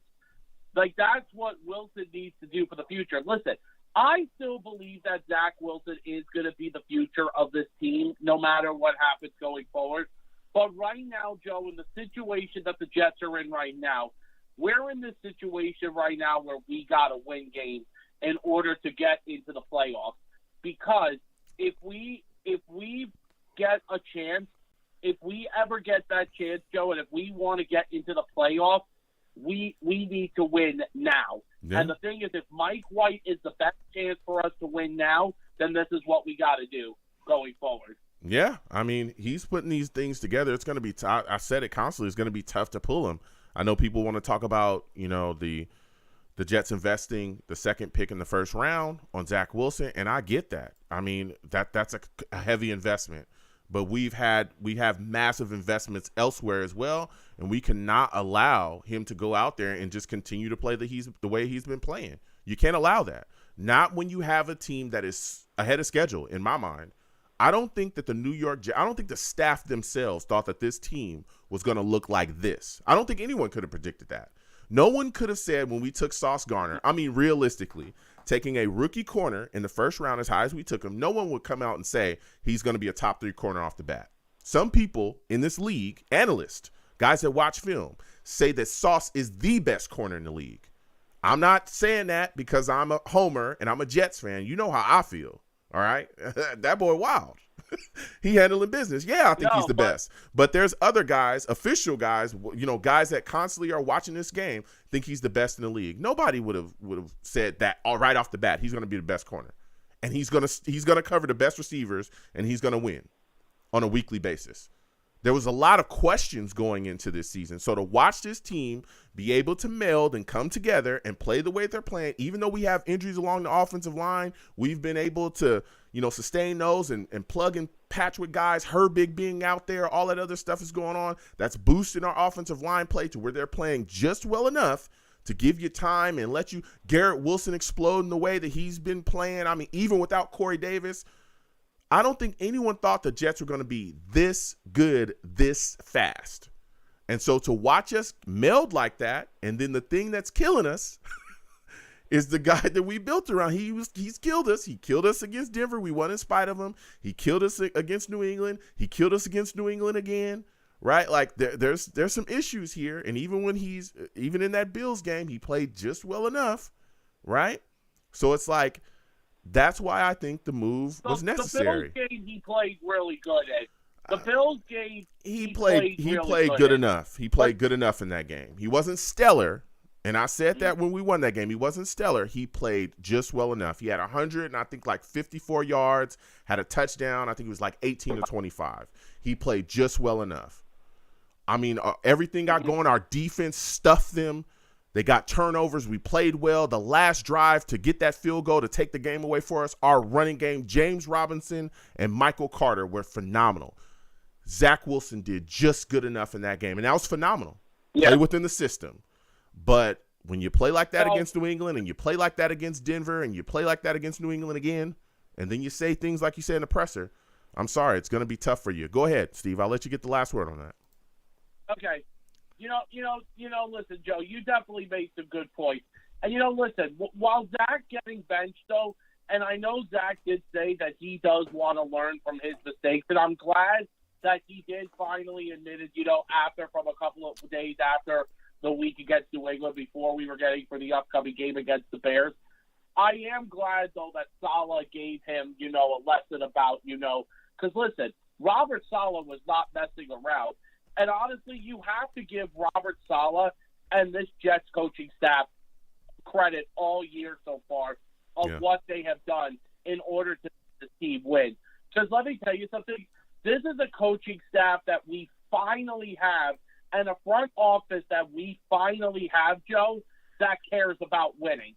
Like, it's not like from in the past when we had Mike McCagnon, Todd Bowles, Adam Gase, all those guys who were terrible in the organization. Mm-hmm. We finally have a great front office, in my opinion. Yeah. Now, I think those guys cared about winning. They just didn't know how to do it, how to handle the situation properly. They cared about winning. They just couldn't get it together. But give me your thoughts about this upcoming game against the Vikings really quickly, Steve.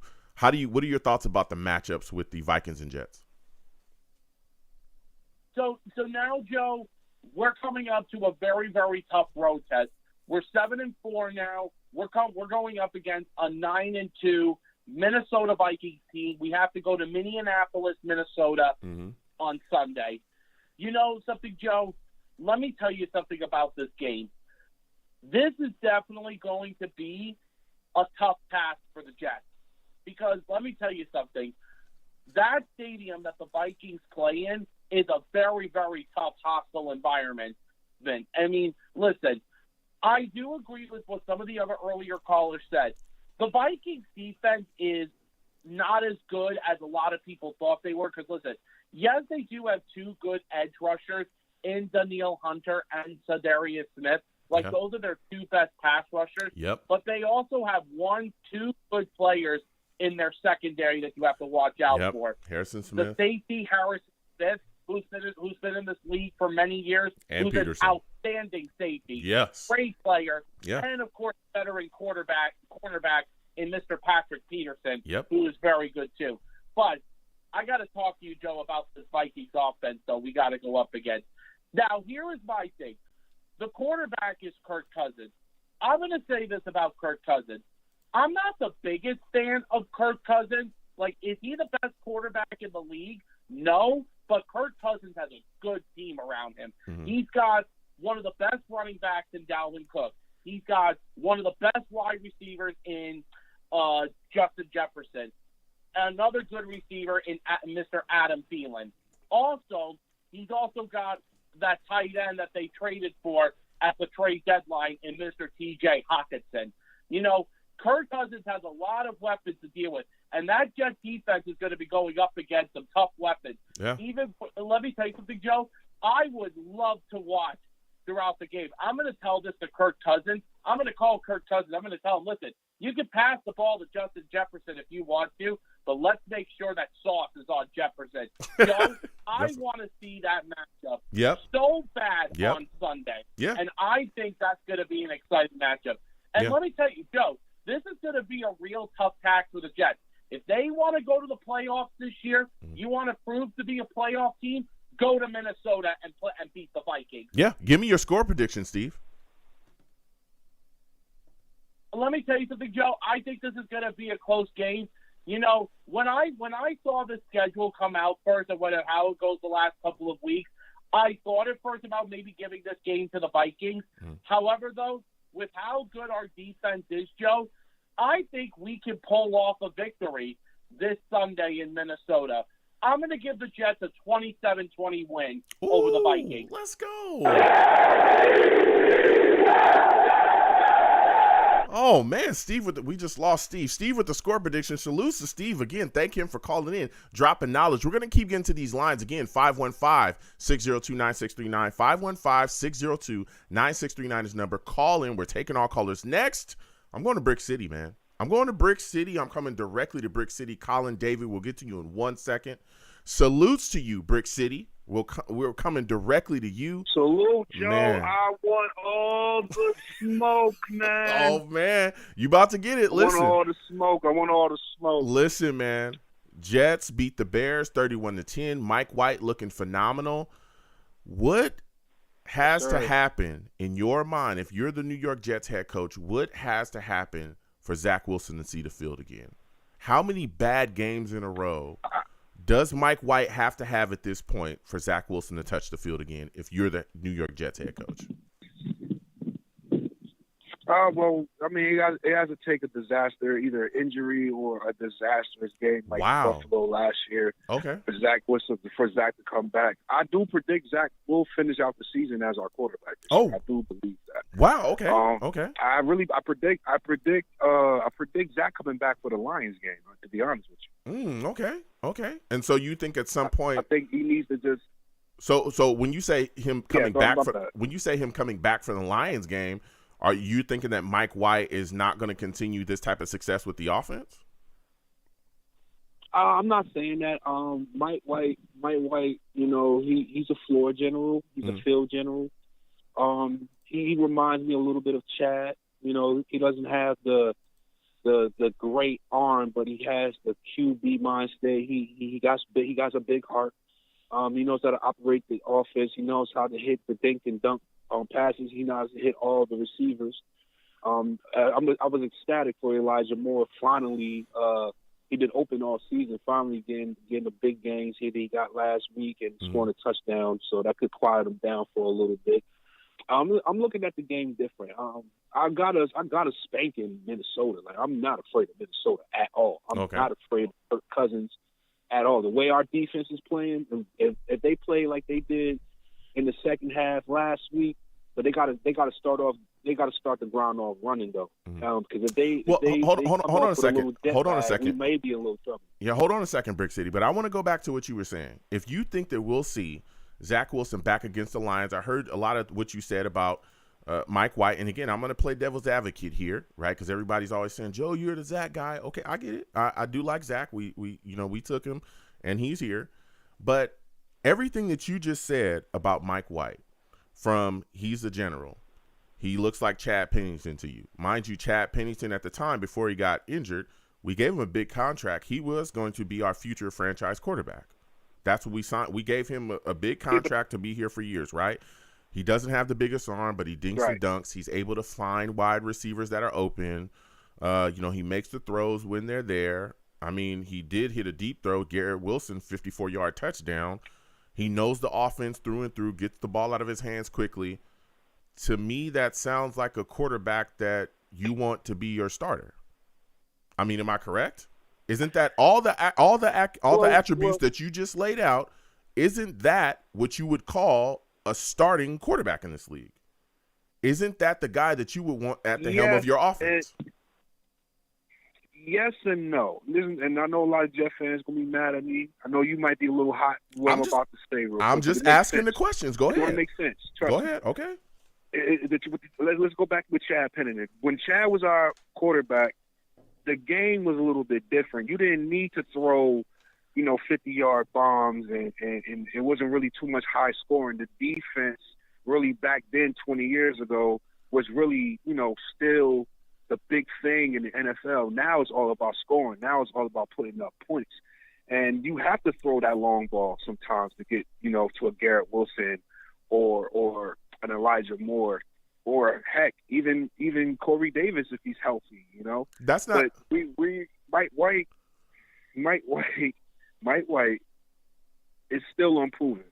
We invested a high pick in Zach Wilson, who needs to get out of his own way. I think the mechanics, and I think it's mental with Zach. I don't think it's talent based. I think it's mentally. Yeah, he needs to get it together. Here's the thing, and I'm going to go back to what you were just saying, and I'll address that next point, Brick. I want to go back and forth with you. I love talking to you about this team. We absolutely have it out, hashing out back and forth. But that's not true. In this league, you don't have to be the Saints. You don't have to be the greatest show on turf. You don't have to launch the ball for 1,000,000 yards to be successful. The Niners don't do that. The Niners don't throw the ball around with Jimmy Garoppolo, Lance, or whoever the hell is their quarterback at this point. They don't do that, and they're successful. They run the football effectively. The Titans don't do that. They don't ask Ryan Tannehill to go out there and throw for 400 yards every game, and he don't do that. They give the ball to Derrick Henry. They play unbelievably suffocating defense, and they win. And they've been in the playoffs and been in the hunt for years. Right? There's other teams around this league that do. Seattle was doing that. Seattle, there was a run base. They were running hard, and they were a team that was, yes, they had Russell Wilson when they were winning, but that defense was the thing that was just destroying people. The last time we were in the AFC, the last time we saw success here and we're in the playoffs, we weren't throwing the ball for 1,000 yards. We were running. We had an offensive line that was pushing people around. We were bullying people, running the ball. We didn't ask Mark Sanchez to do much. When he did, we just asked him to throw, and he made the throws. The defense was playing suffocating. There's different ways to win in this league. You don't have to launch the ball around for 1,000,000 yards. I just gave a bunch of examples. You don't have to launch the ball around for 1,000,000 yards, but you need your quarterback to be efficient. I'll tell you one way that you won't win in this league: turning the ball over consistently, throwing 3 interceptions. Right? Of course. So if that's what we were seeing, and again, I'm just playing devil's advocate here, right? Everybody's always saying I'm the Zach guy, but if Mike White is doing what it takes to put you in a position to win, and he's not doing anything stupid or risky, why can't he be your quarterback? Why? Well, I'm not saying he's not. What I'm saying, Long Beach Joe, right? What I'm saying is, running game is good, defense is playing at a high level, everything is clicking on all cylinders, right? But if the defense is coming down, stacking the boxes, like, okay, we know this guy can't go over us. We want to make him beat us with his arm. In certain cases, like, I cannot see Mike White doing that to a New England defense. He just and did I hate New England with a passion. Everybody knows that. Yeah. Don't crash out. don't crash out again, please. Don't crash out again, bro. What I'm saying is, them I'm just people's using on my that as an line. example. I don't see him doing that. Okay. I don't see him doing that to New England. I don't see Mike White doing that to smothering man coverage defense. Okay. More zone-based defenses, I can see him picking people apart left Mm-hmm. to right, no problem. I like Mike White. Don't get me wrong. I like Mike White. I hope I don't care who's the quarterback of our future. I want to win a Super Bowl. I want to win multiple Super Bowls. Okay. We have a short window. You know how it is in this league. Yes. Look at San Francisco. You know what I'm saying? Yeah. You just mentioned San Francisco, one of the teams. Jimmy Garoppolo probably could have had a ring right about now if he wasn't injury prone. He don't got the best arm in the world. They got Trey Lance. Look what happened to him. So it's good to have, two good quarterbacks, but for our fan base, the real Jet fan base, we've been hurting for a Super Bowl for so long. And we definitely deserve it. Mm-hmm. Definitely deserve it. Definitely deserve it. We're tired of the butt of the jokes. Because I don't see Cleveland getting jokes like that. I don't see I'm talking about as a franchise. Yeah. I don't see Cleveland getting the jokes like that. I don't see the Chargers, Cardinals, Jacksonville. Overall, the Jets are better than those franchises. Yeah.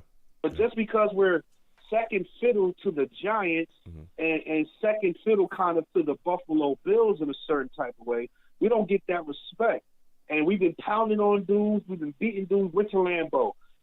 Smack Aaron Rodgers. Yeah. We smacked up on Buffalo. We're not getting our respect. Yeah. So we're not getting our respect. We're gonna make you respect us, and we're gonna smash Minnesota. Oh, well, give me I'm not afraid of them. Give me your thoughts on, before I let you go. My final question for you: give me your thoughts really quickly on the matchup: Sauce Reed versus Justin Jefferson and Adam Thielen, and then give me your score prediction really quickly. I'm gonna say this right now. Justin Jefferson is not passing 50 yards on Sauce. Sauce has got to clean it up a little bit. Sauce has got to clean it up a little bit from last week. With that one play, even though I felt like old boy that got traded from the Pittsburgh Steelers, Claypool, really wasn't in bounds on that play. But Sauce is a rookie still. He got to just turn his head around a little bit. And I don't think they would have threw that PI right there. But if Sauce would clean it up a little bit, we'll be fine. I'm not worried about Thielen. He's a good receiver. Don't get me wrong.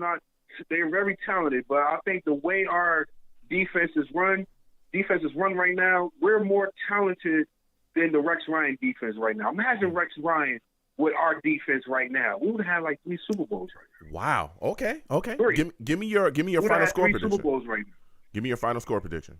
Man, I'm saying this right now.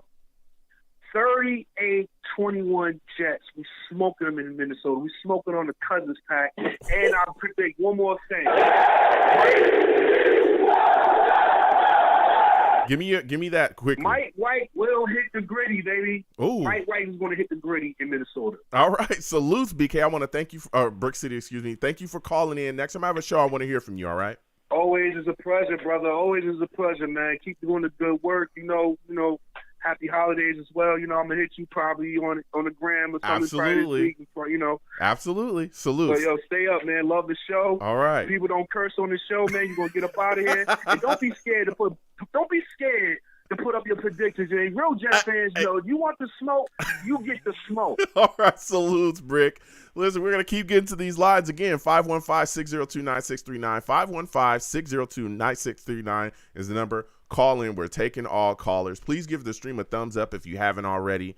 Also share the stream with your friends and family. Subscribe if you have not subscribed. Hit that notification bell. Please give to the stream if you'd like to. The super chat's there. The Cash App is at the bottom of the show there in the runner. So please give if you can. Anything you can give is greatly appreciated. And again, happy holidays to everybody as well. If I have not said that, so rude. Excuse me. Next, we're going to David. Colin will come to you next. Other callers will get to you as well. David, salutes.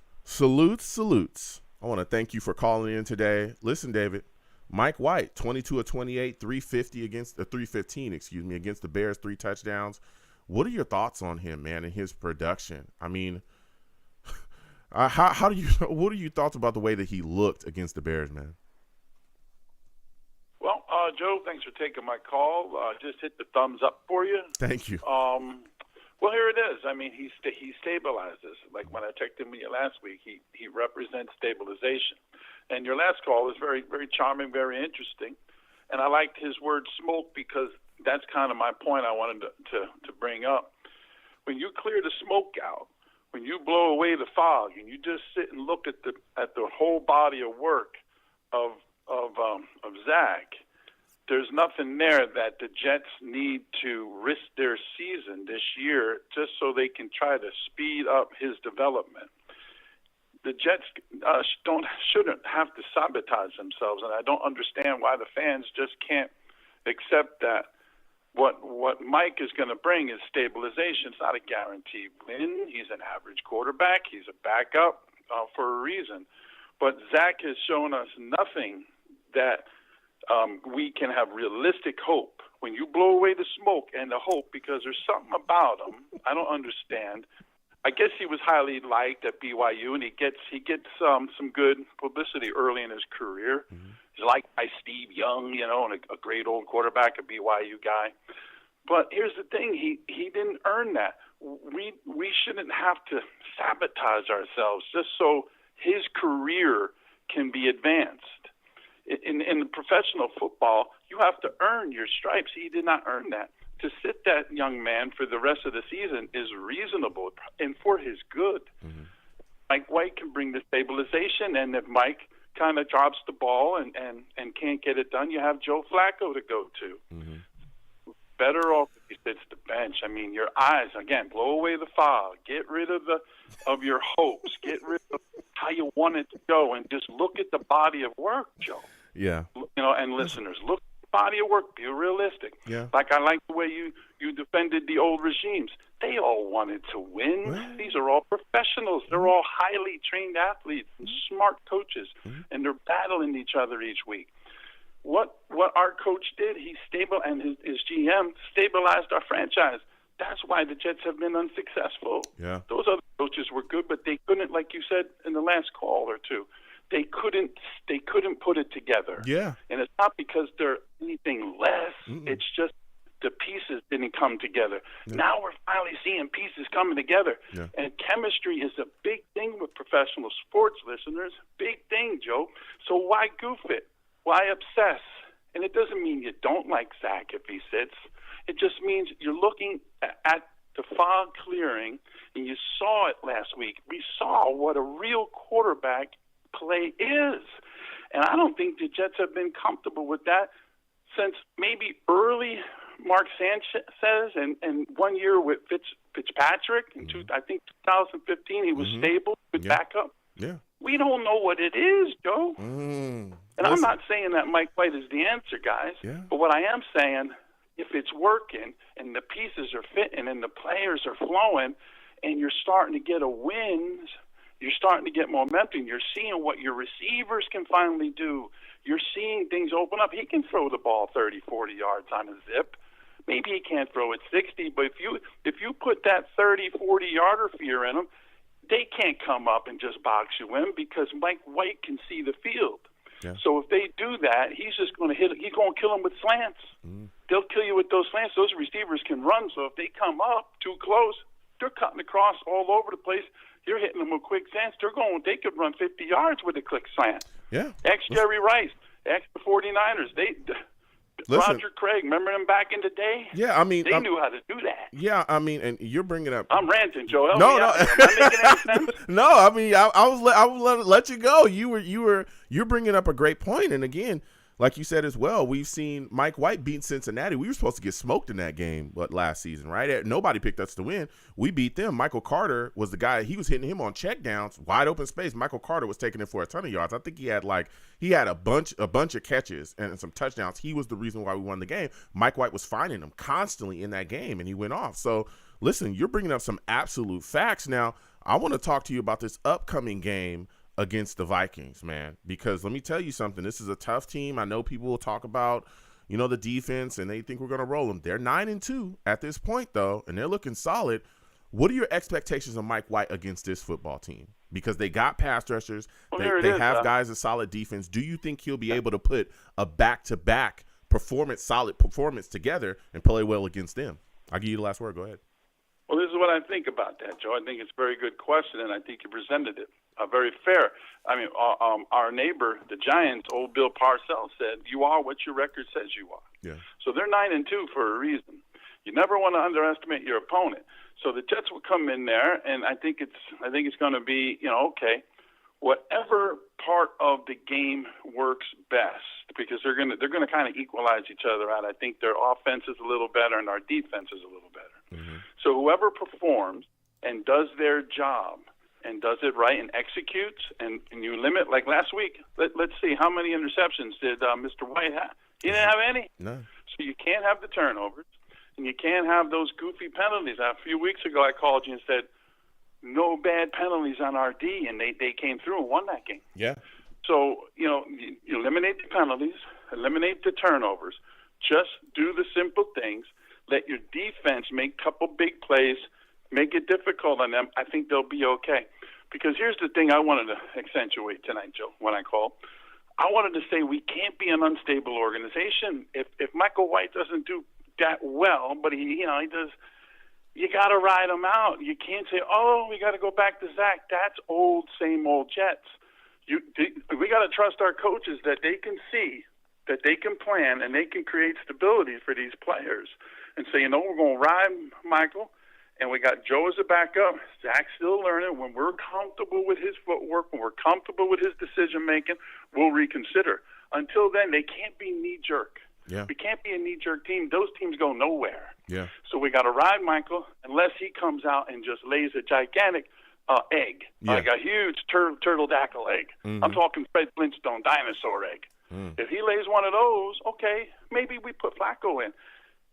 We got to let our young quarterback develop. So, Joe, I think to answer your question, I think it's going to be an even match game. Mm-hmm. And I think whoever makes the least mistakes and a couple big plays here and there, possibly a turnover, that's going to be it. And if we win this thing, Joe, it's going to be 3 to 7 points. We ain't blowing them out. We got to be realistic. Give me your final score prediction quickly, David. Okay, here it is, Joe. I think we win. I think we're going to win it high, though. I think it's going high. I think we're talking 33 Jets, 29 Minnesota. Ooh, okay, Davis.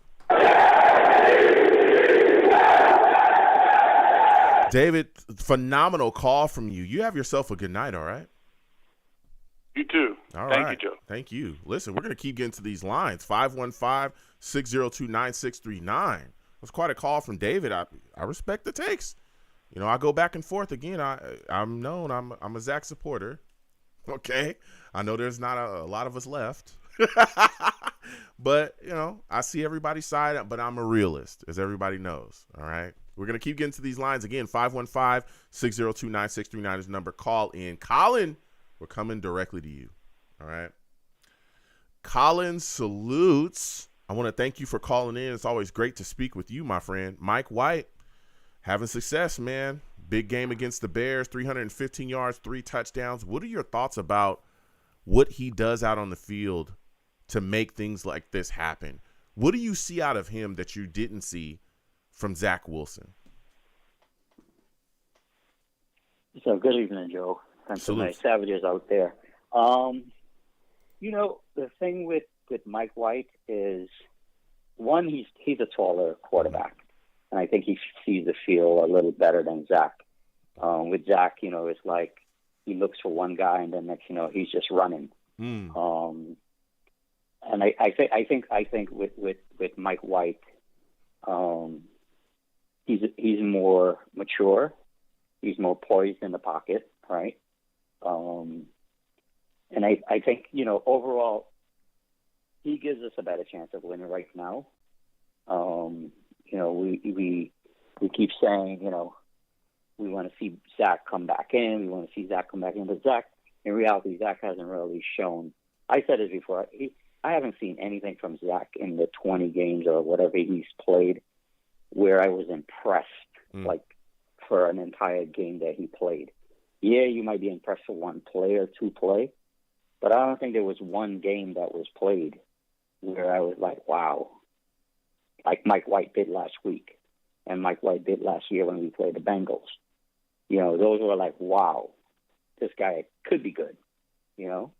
Okay. So yeah, I think the team right now is in a better place with Mike White quarterbacking than Zach quarterback, and I think he gives us the best chance right now. Okay.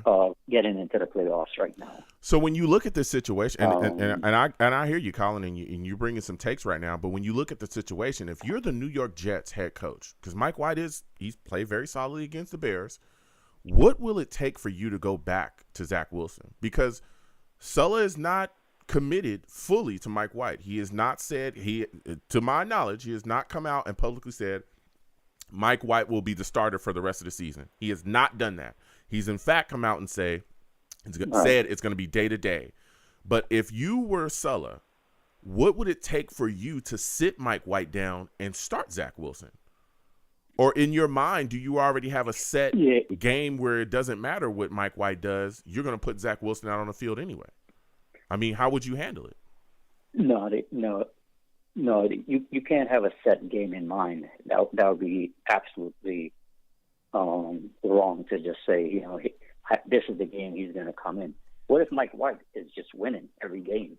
You're not going to bench him because here comes Detroit, and now we think Zach can win, even though Mike White's been winning, right? So you can't really have a set game to say, this is when I'm going to bring him back in. To be honest with you, against the Bears, I actually thought that Zach would start, and if he struggled, they would pull him out. Yep, that's what I thought too. He was benched, and he was benched. He was not even benched. He was inactive. No, he was inactive. Yeah, he was inactive. I thought that before they announced that they were going to make him inactive, I thought that they would go into that game, like you said as well, and allow Zach to play. And if he was bad, then they were going to move on from him. But Sulla pulled it early. They said, listen, at the press conference, he said, I'm going with Mike White. They made him inactive, and that was that. Go ahead. Keep going. You're right, Colin. Right. They made him inactive. Mm-hmm. I mean 90% of the people probably thought Zach would start and then get benched during the game if he was doing really bad. But the fact that he was inactive for that game, and now Sal is just saying we're going to take it day to day, week to week, whatever. They don't have any intention of bringing him back in this season, in my opinion. Really? And the only reason why, in my opinion, I think so. I think the only how we will see Zach play this season is if the Jets don't make the playoffs, and Mike White is also struggling. I think then you may see Zach for a couple of games because they're going to have to make a decision at the end of the season if Zach is going to be on this team still or not. We need to draft another quarterback or trade for a quarterback or something else. But that's the point of why I think that. And I don't mean to cut you off, Colin, but that's the reason why I think it's. Yeah. I don't think it's that Mike White is going to start unless Mike White is just playing phenomenally, like we saw against the Bears, and he's rolling, and the team's winning, and they're not losing games because of him, right? Then I think it's going to be tough to sit him down. But I think if Mike White has one or maybe two bad games, it depends. If he has a bad game against the Vikings, I could see them utilizing that as an opportunity to then put Zach back out there. But if he keeps rolling and somehow falls into a slump, it depends on how good he looks. But if he has one to maybe two bad games where things aren't looking good, I think they'll go back to Zach, not only because, they want to see what this young kid's got out there. Again, he's a big investment. And this is the guy that Joe Douglas said, hey, this is going to be the guy to lead my franchise. There's reasons why he was picked number 2 overall. And again, like you said as well, and that's part of my point too, they want to see what the future holds with this guy. If he sucks when they put him back in, that's, to me, is going to be pretty much almost a death sentence for him here, because they're absolutely will turn up the heat on him for next season, and that will open the door for them to bring in competition, like people are already talking about, from Derek Carr to all these other veteran guys that could be out there that can just come in here and be a stabilizing force. So that's what I think can happen. If Mike White plays well, 1 or 2 games. But I think they want to see Zach Wilson back out on that field, because if they didn't, Sulla would have closed the door. I'll give you the final word. Go ahead, Colin. Yeah, but I feel like we've seen enough of Zach Wilson. Like I don't see how he can sit out 2 games and then come back in 3 games from now, and all of a sudden he's a completely different quarterback. I do not think that will happen overnight. Success is not going to happen overnight for him like that. So I don't think he would come back in and all of a sudden he's a completely different quarterback. I think you're going to still see the same mistakes being done if and when he comes back in. But, you know, if Mike White – so as far as the Vikings game, I think the Mike White we saw against the Bears is the Mike White we're going to see against the Vikings and the Bills. I don't think you're going to see a guy. You're going to see a guy comes out all of a sudden, and he's a bum, or you know that's why he's a backup. I think the guy is smart. He's intelligent. I think he learned from last year against Buffalo, the way you know he lost that game, and I don't think you're going to see him repeating those mistakes that he made. This game is going to be close for sure. This is not going to be a blowout. Yeah, give me your score prediction. This defense is going to have to really step it up. But I can see, you know, if Mike White plays the way he played last week, that the Jets going to eat up the clock, you know, run the ball a lot, and come away with a 33-31 victory. Ooh, 33-30. Okay, let's go.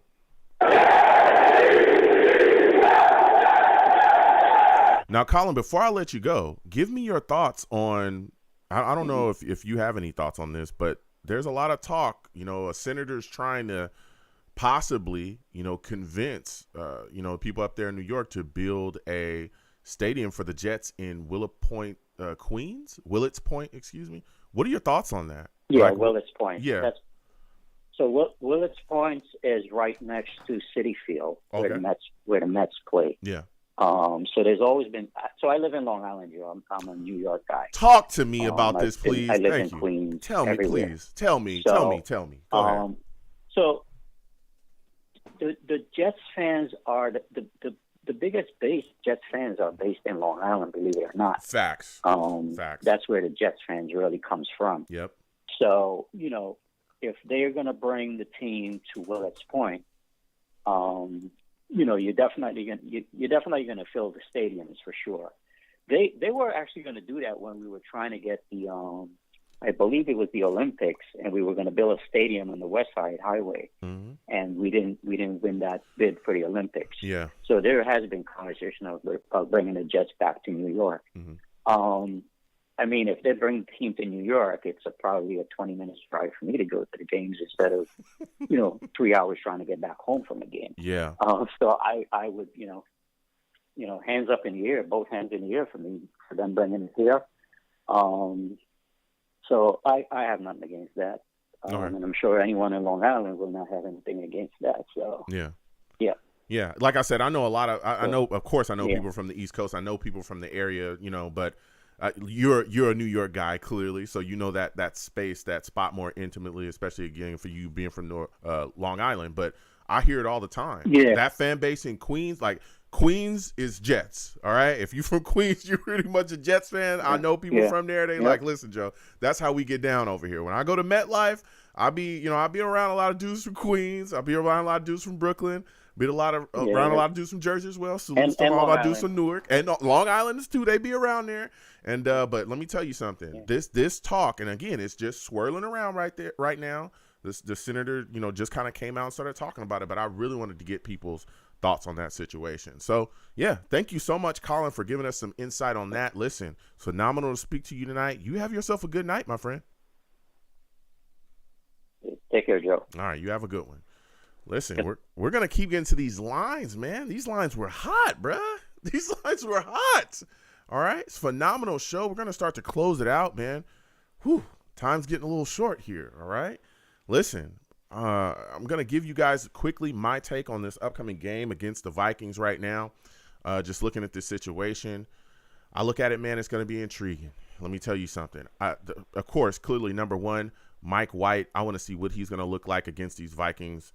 Again, this defense, you know, does struggle against the pass. I think they're ranked like 31st against the pass right now.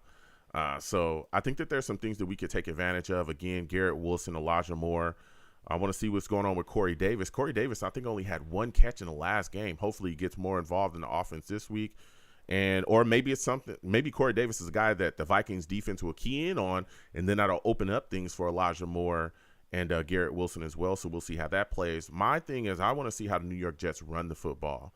Bam Knight, Ty Johnson, great week last week against the Bears. Michael Carter dealing with this ankle injury. We'll see what happens with him going forward, but a lot of people are saying it's unlikely for him to play. So those guys might be picking it up again. We'll see what happens with James Robinson and if he's if he's made active and given a role in the offense as well. So, but as of right now, Bam and Ty are looking good. They're running the football well. We'll see if they'll be able to continue that. Jets defense matchup, Sauce Reed versus Thielen and Justin Jefferson. That's going to be dope to watch. I'm also a little bit worried about TJ Hawkinson. I know a lot of people, when they talk about the Vikings, they don't talk about him. I'm very concerned about him. It's a tight end that is absolutely a weapon out there, and the New York Jets have a history of struggling against tight ends, all right? So you got to worry about that as well. I also want to see how the Jets' offensive line properly protects Mike White, all right? Mike White ain't no runner.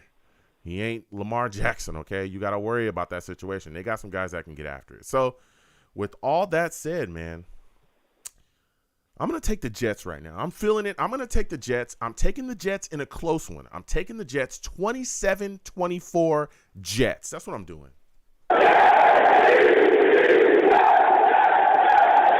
All right, so now we're going to get out of here quickly. Listen, salutes to everybody for calling in. It's a phenomenal show. Listen, I'm the man of the people. I am here for the people. Let me shamelessly promote my Facebook page. Everyone go on Facebook, search The Long Beach Joe Show. Like that page. My content's up there. Go ahead and give it a listen. Message me. I'll message you right back. I love going back and forth with you folks about this football team. Also, leave me some feedback. I love hearing about what you folks think I do here on The Long Beach Joe Show. Your boy is also on Twitter as well. Go on over to Twitter. At YoungJ000. Again, at YoungJ000. It's a personal page. At Long Beach Joe. All right, on Twitter. Follow me. I'll follow you back. You want to troll me? No issues. I am the troll that lives under the bridge, and I will have my Vera Tucker jersey on at all times. At all times. Okay? He's going to be fine. He's going to come back next year and dominate people like he's done since he's gotten in the league, all right? That's what's going to happen. I don't know if y'all know that, but if you're from SC, that's just what you do. You show up, you dominate, and you do your business. Fight on, all right? So come on over, and I'll troll you. We'll go back and forth. We'll be under there, all right?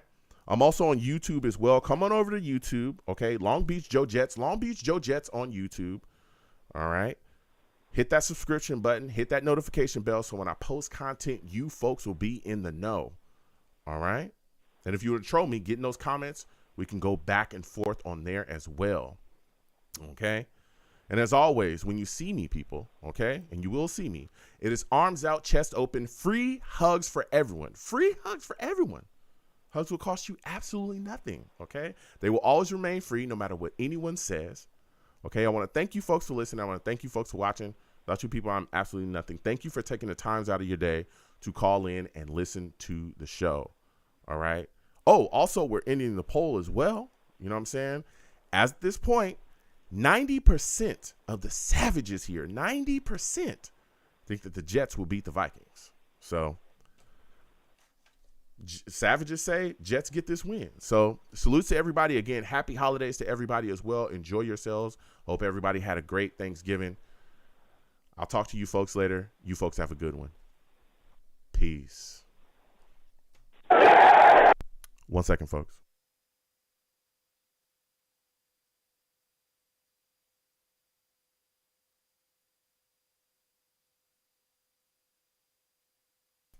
All right, I should be back. Okay, salutes to everybody. Listen, again, I apologize for the technical difficulties on the last show, but we're back at it.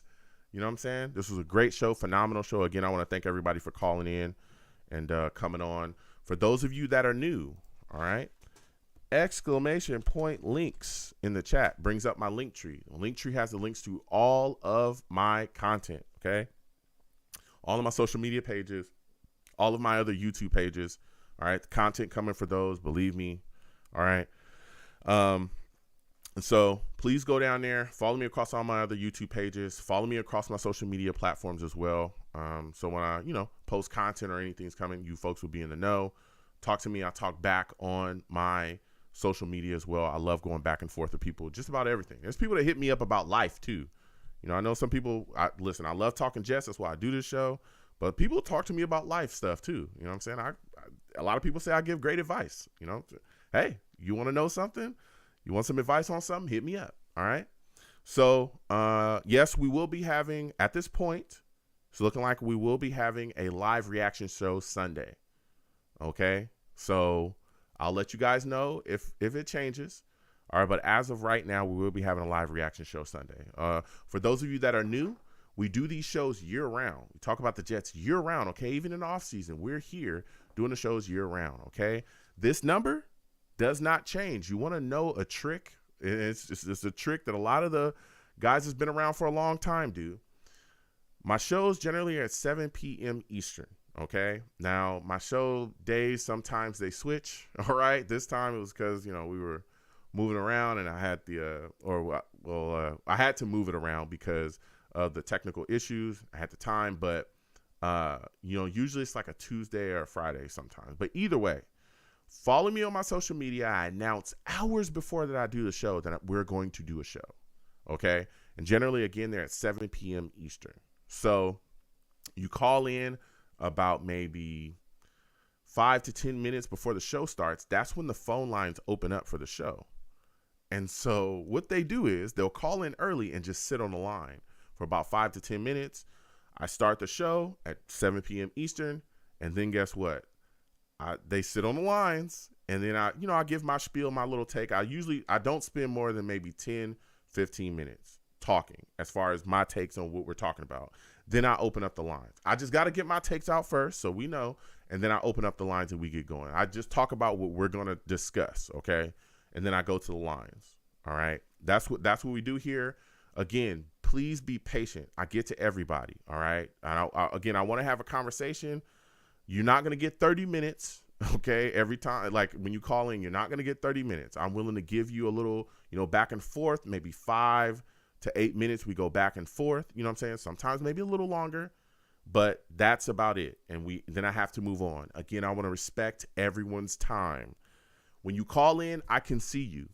It's a queue system. I can see you, okay? Believe me, I can see you. So new callers, don't call in and hang up, call in and hang up, call in and hang up. Because you're going to put yourself at the bottom of the queue.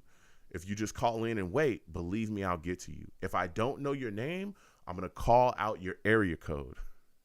I had a discussion with someone else this week about this that didn't know their area code, okay?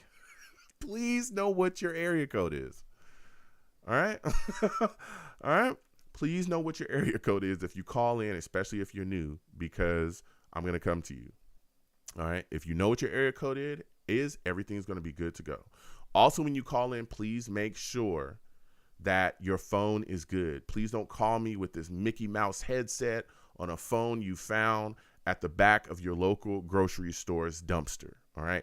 Call me from a phone where I can hear you. All right. Please don't call me with you on speaker. There's all kind of weird echoing and stuff like that, because if I cannot hear you, if your audio is not good, I'm going to have to move on from you. Because I can't hear you, my audience can't hear you, I can't get your take. And I'm all about takes and hearing what's going on. My audience needs to hear you as well. I want to hear what you have to say. All right? So that's what I do here. So please respect that. Also, don't curse on my show. You call into my show cursing, I'll get you out of here, okay? This is a family show. We have a lot of people that listen, young people, older people. Show my platform respect and, just X-nay on the cursing, okay? Can't have that on here, all right? Again, this is a family show. And my audience, you folks listening, I know you guys are super intelligent. I know that you ain't got to curse to talk. I know it because I talk to y'all on a weekly basis. You guys, you folks are very, very bright, all of you. So I know that that's not, a huge thing to ask y'all because you're so smart. So again, no cursing on my platform. I know the Jets will take you there sometimes. I've been there myself. I've been very close, especially after some of those games. Okay. it's been rough. All right. But we've turned some things around. Hopefully we continue to grow. But, please do not call into my show cursing, or I'm going to have to move on from you. Also, the live game reactions, like hopefully we'll be doing this Sunday. Val is, for those of y'all that don't know, Val's one of those veteran guys, as you see him telling me, because he's trying to keep it quiet. The veteran guys don't be wanting y'all to know that that's what they be doing. They don't want y'all to know that, bruh.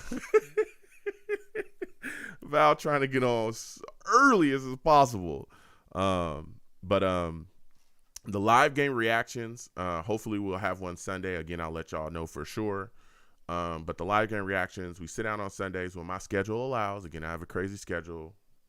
It is what it is. We sit down, we watch the games together, and then we do a live radio show directly after the game. Okay? Directly after the game, we do a live radio show, and we discuss what we saw. That's how the live game reactions go. We have a lot of fun. We do it all right? And then directly after the game, live radio show, all right? So we do that too. The radio show starts maybe 2 minutes, literally 2, maybe 3 minutes after the game. I'll let y'all know when the lines open, and then boom, y'all call in, and believe me, we just talk about everything, and we go straight into it, go straight to the callers, everything, all right? And we have a lot of fun doing that too. So stick around after the show, after the game, and we do that. And you don't have to go anywhere. You just stay right here, and you call this number, and then when I tell y'all the lines is open, and then boom, we go on a live radio show directly after the game. Also, we also game on this channel from time to time as well, for those of you that may not know. So if I pop up and I'm playing Street Fighter, or what else am I playing? Outlast, Resident Evil. We play all kinds of things here. NBA 2K, Madden. So we do all of that stuff, right? So if you see me pop up on your screen and I'm doing that, don't be surprised. Come on in, join your boy, chit chat with us. And we talk about all kinds of things. We talk about the Jets on there sometimes.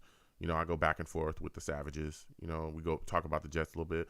Most of the time we just be talking about life, what we got going on, and, everybody's, holidays or whatever, birthdays, all kinds of stuff. So, come on in, and when you see me pop up, and don't be surprised about that as well. So we do that too. And again, exclamation point links brings up my link tree to all of my YouTube pages. Please follow those YouTube pages. Content is coming, trust me. Schedule's just wild, bro. So with that said, I'm going to get on out of here shortly. Salutes to everybody, man, that came on by. Salutes to Venom G's. Venom G says, great show, Joe and fellow Savages. Salutes, man. Thank you. Mr. Pickle Pants, salutes to you. He says, we don't need those. Yeah, we don't need those up in here. Salutes. Mr. Pickle Pants talking facts, man. Salutes, Mr. Pickle Pants. Salutes to Val. Val trying to keep everybody quiet up in here. He don't want people to know, but I'm telling him. You know what I'm saying? I'm telling him. Also when you call in, again, because there's a queue system, I almost forgot to say this. I respect everybody's time. I understand some people have been Jets fans for a long time. All right. I get it, but I don't care if you've been a Jets fan for 10 minutes or 20,000 years. I don't care. All right. I go down the queue system. Okay. I've had to explain this to somebody who was a Jets fan for 40 years and we went back and forth. That's fine. I get it. 40 years, salutes and respect. Right. But if you've been a Jets fan for 4 minutes and you called in before that guy that's been a Jets fan for 40 years, you're going to be on the line. Okay. So I don't show any preferential treatment here. All right. I want to let people know that. Okay. Because I've gotten into it with people. Hey, I've been a Jet fan for 30 years. I need to be. Okay. That's nice. Hey, listen, that guy called in or that person called in before you, that lady called in before you. Just wait, believe me, I get to everybody. My whole times is, we got people calling in, but we move through, and again, I want to hear everyone's take. Okay. So I wanted to say that too. Almost forgot to say that. So, we're going to keep on, man. Again, salutes to everybody. Val, again, trying to keep everybody quiet. Val will always be trying to, Trying to keep don't tell him, man. Don't tell him. Randilla, salutes to you as well. Good to see you in here. BK, always good to see you. Johnson, always good to see you as well. Jay Johnson, salutes. Always good to see you in here. Toddy Belafon, salutes to you, man. Good to see you in here as well, my friend. Just salutes to everybody that came on by. Sergeant CVO, salutes to you. How about them Jets? Everybody that just came through. Dakota J, Jake Klein. Jake, hopefully we hear from you in the next show. Lost you. Hopefully I'll be able to hear from you on the next show as well, man. I always love hearing your takes. Salutes to you as well. Just salutes to everybody, man, that came on by and just said what's up to your boy, man. Mr. Green Jeans, always good to see you as well. You know, all my guys, man. Marlon 28, everybody that just came on through. Devin Askew, everybody that just came on by. Jets Mess, you know what I'm saying? Salutes to everybody. So I'm going to get on out of here. Listen, folks, be safe, okay? There's a lot of crazy things going on out here in the world, bro. I don't know why, but it's happening, all right? Listen, sit down with your friends, your family, you know, eat some good food, watch some good TV, and make those moments, man. Make those moments and let the people that you love know that you love them the most, all right? Let your loved ones know, because you never know when you might not have that chance. You know what I'm saying? It's important to me. Hopefully it's important to you. You know what I'm saying? And everybody, please, you know, make sure that the people that you love know that you love them. Let your loved ones know that you care about them, all right? Salutes to everybody. Val, salutes. Venom G says, no cutting the cute. Yeah, that's a fact. Man, I'll be having to, you know, again, I respect everybody, and I know everybody wants to give takes, and I want to hear them. But, you know, we got to respect everyone's time, okay? So, salutes to everybody again. I hope everyone's having a good time. Happy holidays to everybody. Hopefully, again, I'll let y'all know. Sunday, it's looking like live game reaction Sunday. That's what it's looking like, all right? So, I'll let y'all know for sure. Again, salutes to Mr. Pickle Pants. He says, can't wait till Sunday. Have a good night, man. Salutes to you. Good night. Listen, I'm going to